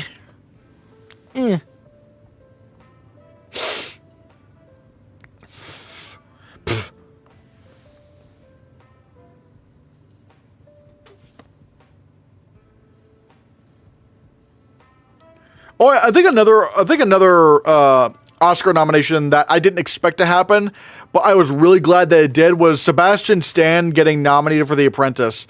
Like, my God, I thought because of how, like, everyone was so scared to touch The Apprentice, like, because, you know, Trump won the election, now everyone's scared of him. I mean, which granted, I mean, he is, like, but I was like, Sebastian Stan is, like, so fucking good in The Apprentice, and he deserved that nomination so much.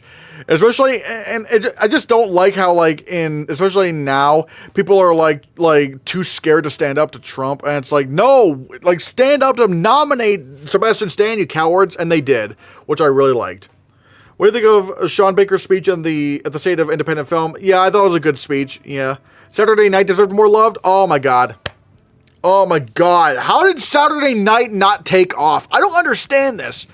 It kind of had everything going for it. It had a lot of big names. It, like, you know, playing other big names. You had this, like, whole event, which, like, the movie's about the first airing of Saturday Night Live, which is still topical now, and especially now with, like, Saturday Night Live being on its 50th anniversary, it's like, How did it, like, how did Saturday Night not take off? I don't understand this. I genuinely don't know. This is one of the biggest award season blunders. I don't understand how that happened. What would your early prediction be for who wins Best Picture of the next year's Oscar? I don't really know because... I don't really know because it's really tough. Like, cause I don't know a lot of the movies that are coming out right now. I might say Life of Chuck because I could see it winning adapted screenplay and SAG ensemble and maybe Mark Hamill for supporting actor. But again, we'll have to see. I don't know exactly for sure. Jeremy Strong is excellent too in that film. Oh yeah, I thought he was very good. I don't think I'd nominate him, but he was still very good. Is The Shining or Space Odyssey better? Deciding which to watch. In my opinion, The Shining. The Shining is in my top 10 favorite films of all time. PTA's movie or After the Hunt, maybe. I don't know what After the Hunt is. PTA's new movie is my early prediction for Best Picture next year. We'll have to see. We will have to see. Are you reacting live to the Oscars? No, I'm not going to do it live. I tried doing that last year and I got copyright claimed and I almost lost the footage. Luckily, I was able to get the claim to go away, but I don't want to risk that. So it's not going to be live, although I will do a pre-game show for the Oscars. So yeah. And also a post-game show. So there's that. A hot take, I prefer Dr. Sleep over The Shining. Ooh. I do really like Dr. Sleep, but The Shining is like an all-time for me. Who's your favorite director working right now? Easily, Christopher Nolan. He is my favorite director of all time. The only film of his that I didn't even like was Following, and that was his first film. After that, every one of his films I would have given like a 10 out of 10 to. He's just that good. Do you think Denis will finally get a Best Director win for Dune Part 3, Return of the King style? No, because at least at least the Lord of the Rings movies had SAG love. You know, at least they had SAG. Even Two Towers, the weakest nomination getter of the bunch, still got nominated for SAG Ensemble. The Dune movies have just not been that. They've just not been those kinds of movies. So no, I would love Denis Villeneuve to win Best Director, but he's not going to. They just don't care. Like they just don't want to give like big, blockbusters awards.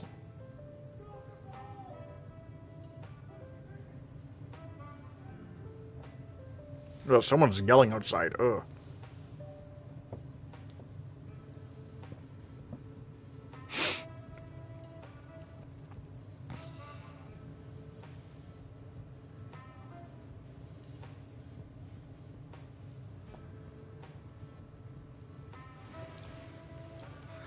Peter Jackson was nominated for the first two films as well.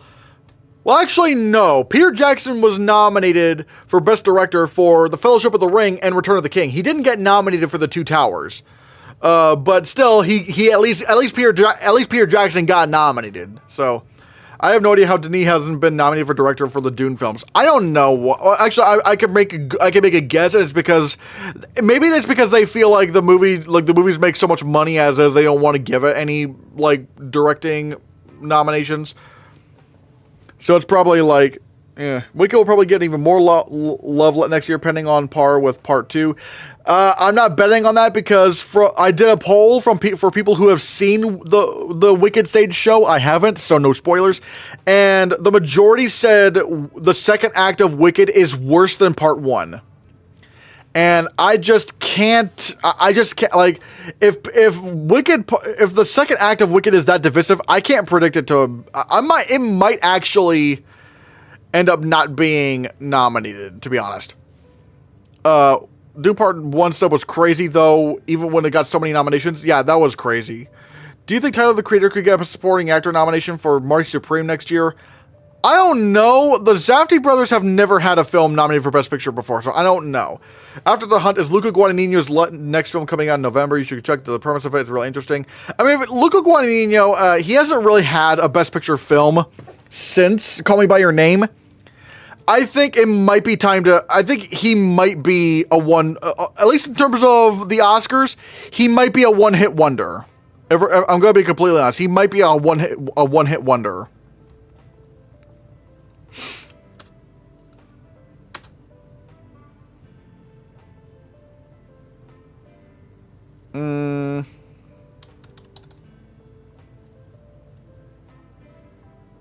Yeah, upcoming thriller film. Yep, absolutely not. Like, After the Hunt is not getting nominated for Best Picture. Nope. Nope. Nope. Nope. Nope. Nope. Nope. Nope. I don't think it's happening. No. You're still live? Yeah. We should be looking at Edward Berger's next film coming this year? Probably. Oh my god. West Side Story or Oppenheimer? Which West Side Story? If we're talking about the original West Side Story, I'd say Oppenheimer's better. If we're talking about the new West Side Story, directed by Steven Spielberg, then that one. Oh, 2021? Yeah. Okay, then West Side Story, because West Side Story is in my top 10 favorite films of all time, so yeah. Wicked Act 2 is not just weaker, it straight up ruins the musical. I don't know how Chu could fix it. I'm not gonna predict Wicked I'm not predicting Wicked for good to be nominated. Nope. Tilda Swinton is coming for a supporting actress win next year. New songs written for good. So we'll see. But the problem is, if the film is considered a disappointment, then it's probably not going to get nominated for a lot of awards. Because when you're considered a disappointment, you start dropping in terms of nominations. Like, look at Gladiator 2. It was not considered as good as the first Gladiator, and yet it only got nominated for costume design. Even Denzel Washington couldn't get in. Even he couldn't. They couldn't even get in for visual effects. And then you also have Joker Folie à Deux, which, granted, that's a way more extreme thing, but it was considered a step down from Joker 1, a very big step down, and despite the first film getting nominated for 11 Oscars, this one got nominated for nothing. And Furiosa, you would think that would be like a shoo-in for visual effects, makeup, and sound, and yet it didn't even get shortlisted for any of those categories. So, like, if Wicked for Good is considered a disappointment, you might be lucky if it gets like 1 or 2 nominations. Watch out, because it would not be in its favor.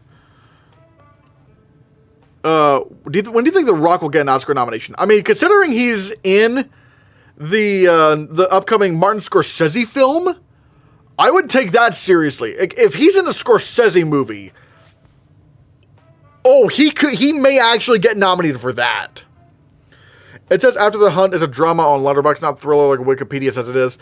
It might be all over the place, so I'm not exactly sure. I'm not going to bet on a Luca Guadagnino film, though. Again, only one film of his got nominated for Best Picture, and that was Call Me By Your Name. Everything else has just not happened. Borat or Tenet? Which Borat? Borat 1 or Borat 2? I think because Borat 1, I would say Tenet is better. Borat 2, I would say Borat 2 is better than Tenet. Life of Chuck still getting in? I would say so, probably. I would say that. The plot is the problem, though. Yeah, that's the thing. Borat subsequent movie film. Then, yeah, Borat subsequent movie film I would have over Tenet. Don't get me wrong, I love Tenet. I'm actually a Tenet truther. But I would probably say Borat is better. He's also in The Smashing Machine. True, but I think that's going to be more of a critic's favorite. I mean, because, again, the Safdie brothers just don't really make Oscar films. They just don't really do that well with the Oscars. And I do think The Smashing Machine may actually have a good case for it to win makeup and hairstyling. As long as the film is not, like, hated like Maestro was, I think The Smashing Machine could win makeup and hairstyling. Sean Baker's had a path to the Oscar similar to Luca, though I'm not counting it out next year. But the problem is like Luca going. The problem is like Sean Baker had a few films that were not nominated for Oscars, and then boom, Anora is the one that's like the big contender. Whereas with Luca Guadagnino, he started off with Call Me By Your Name and then tapered off. You know, it's sort of like how Jordan Peele hit it big with Get Out, but he was not able to repeat that success with Us or Nope. And same thing with Emerald Fennell, hit very strong with Promising Young Woman, and yet Saltburn did nothing. Luca Guadagnino is looking more to be like a one-hit wonder. I love Christopher Nolan, but please explain Tenet in 10 words, as if you're pitching it to a production company. I'm not really good, like, with, trying to summarize a film in 10. That's like a very specific thing that I'm not able to do off the fly. All I'm saying is, like, I think Tenet was like a really, really cool sci-fi action film. I was really invested in the filmmaking, and even though the writing was pretty good, it was really interesting to listen to. But yeah, I think that, like, Tenet's just a fantastic. I just thought Tenet was fantastic. Tenet low tier Nolan. I disagree. I think Tenet is still like high tier Nolan, and high tier Nolan is just Nolan because he's just that good.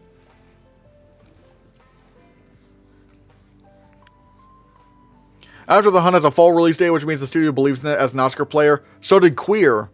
So did Queer. That didn't really go anywhere. And also Suspiria. Suspiria also had a fall release date. It's like, I'll believe a Luca Guadagnino film getting into Best Picture when I see it. Could The Odyssey win Best Picture in 2027? Probably not win. It's probably not going to win. But I think it could get nominated. As long as it's like not, as long as it's not like too out there, like Interstellar or Tenet, then I feel like The Odyssey could be nominated for Best Picture. 2026 will be a crazy Oscar year since it has Dune Messiah, a new Alejandro G. Iñárritu film, Christopher Nolan's The Odyssey, and a new Jordan Peele movie. I'm not expecting Jordan Peele to really do anything with that, though. Again, Jordan Peele in terms of the Oscars, has seemed to be like a one-hit wonder. He hit it big with Get Out, but was never able to repeat that success. So I'm not going to expect... I'm not going to expect the Jordan Peele movie to really be anything.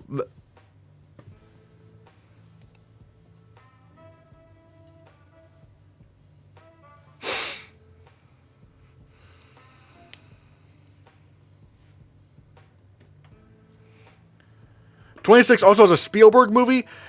Isn't the Spielberg movie like an alien invasion movie or something like that? Because, like, I don't think, like, that's not the kind of Spielberg movie that gets into Best Picture. The Best Picture films are, like, clearly, like the clear Oscar bait films, like your West Side Stories, like your Fablemans, your The Posts, Bridge of Spies, War Horse. Those, like, specific, like, Oscar bait Spielberg films are usually the ones that get nominated for Best Picture. But not like the big blockbusters. If Queer and Challengers had switched release dates, I think Challengers wouldn't got a few nominations like score and original song and maybe editing. I don't know. Oh, would've. I don't know. Could Emma Stone get a third Oscar for Bugonia? I don't know. I have no idea. I'm not going to say that right now. Because, like, it's especially so soon after winning the second one. So, I don't know.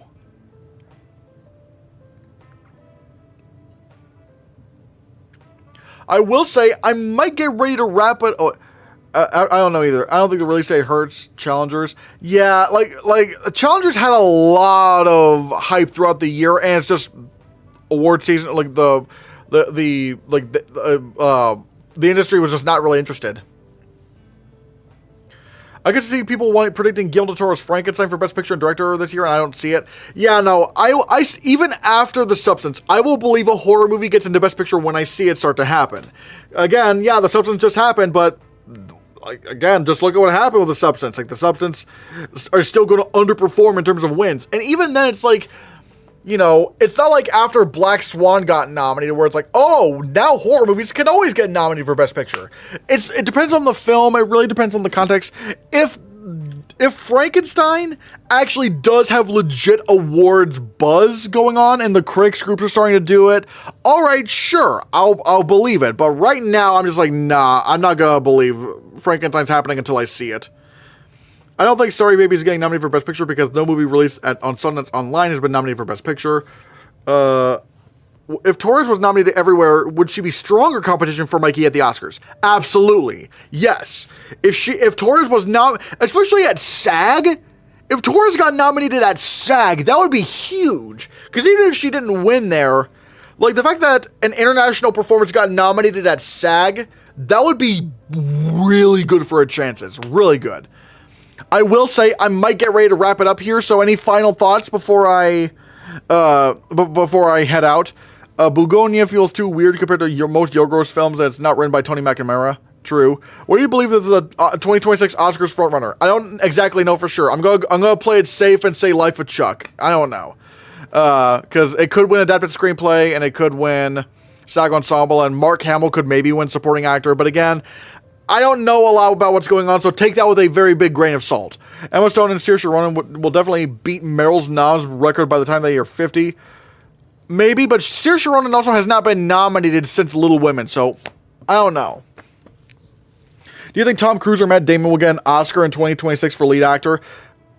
Not Matt Damon for The Odyssey, no. Not unless the film was winning Best Picture, and I don't see that right now.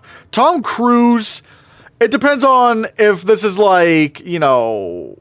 if this is like Birdman and Revenant, Alejandro Gonzalez Iñárritu, or if it's Bardo Iñárritu. Like, what would you, like, J-Lo Oscar nomination next year? Probably not. Kiss of the Spider-Woman is not looking to be very strong at all. Especially with critics, it's kind of divisive. So, I'm not expecting her to get nominated now.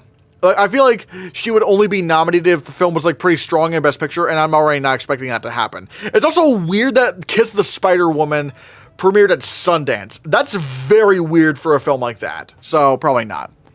But yeah, guys, I might get ready to head off here. Thank you guys so much for watching. You know, we didn't get... Tom Cruise is never getting a nom, unfortunately. Tom Cruise has been nominated for a few Oscars. Like, he's been nominated for 3 Oscars for acting and was nominated for producer. Unless you're talking about specifically for the Iñárritu film. If we're talking about that, then... who knows? But yeah, guys, I might get ready to end it off here. We've been going for like nearly 3 hours and 40 minutes. My God. So yeah, guys, thank you guys so much for watching. And again, be here tomorrow because I will be doing an Oscars pregame show for the SAG Awards. And not only that, tonight... Oh, wait, no, I don't have anything going on tonight. Never mind. Wait. Huh?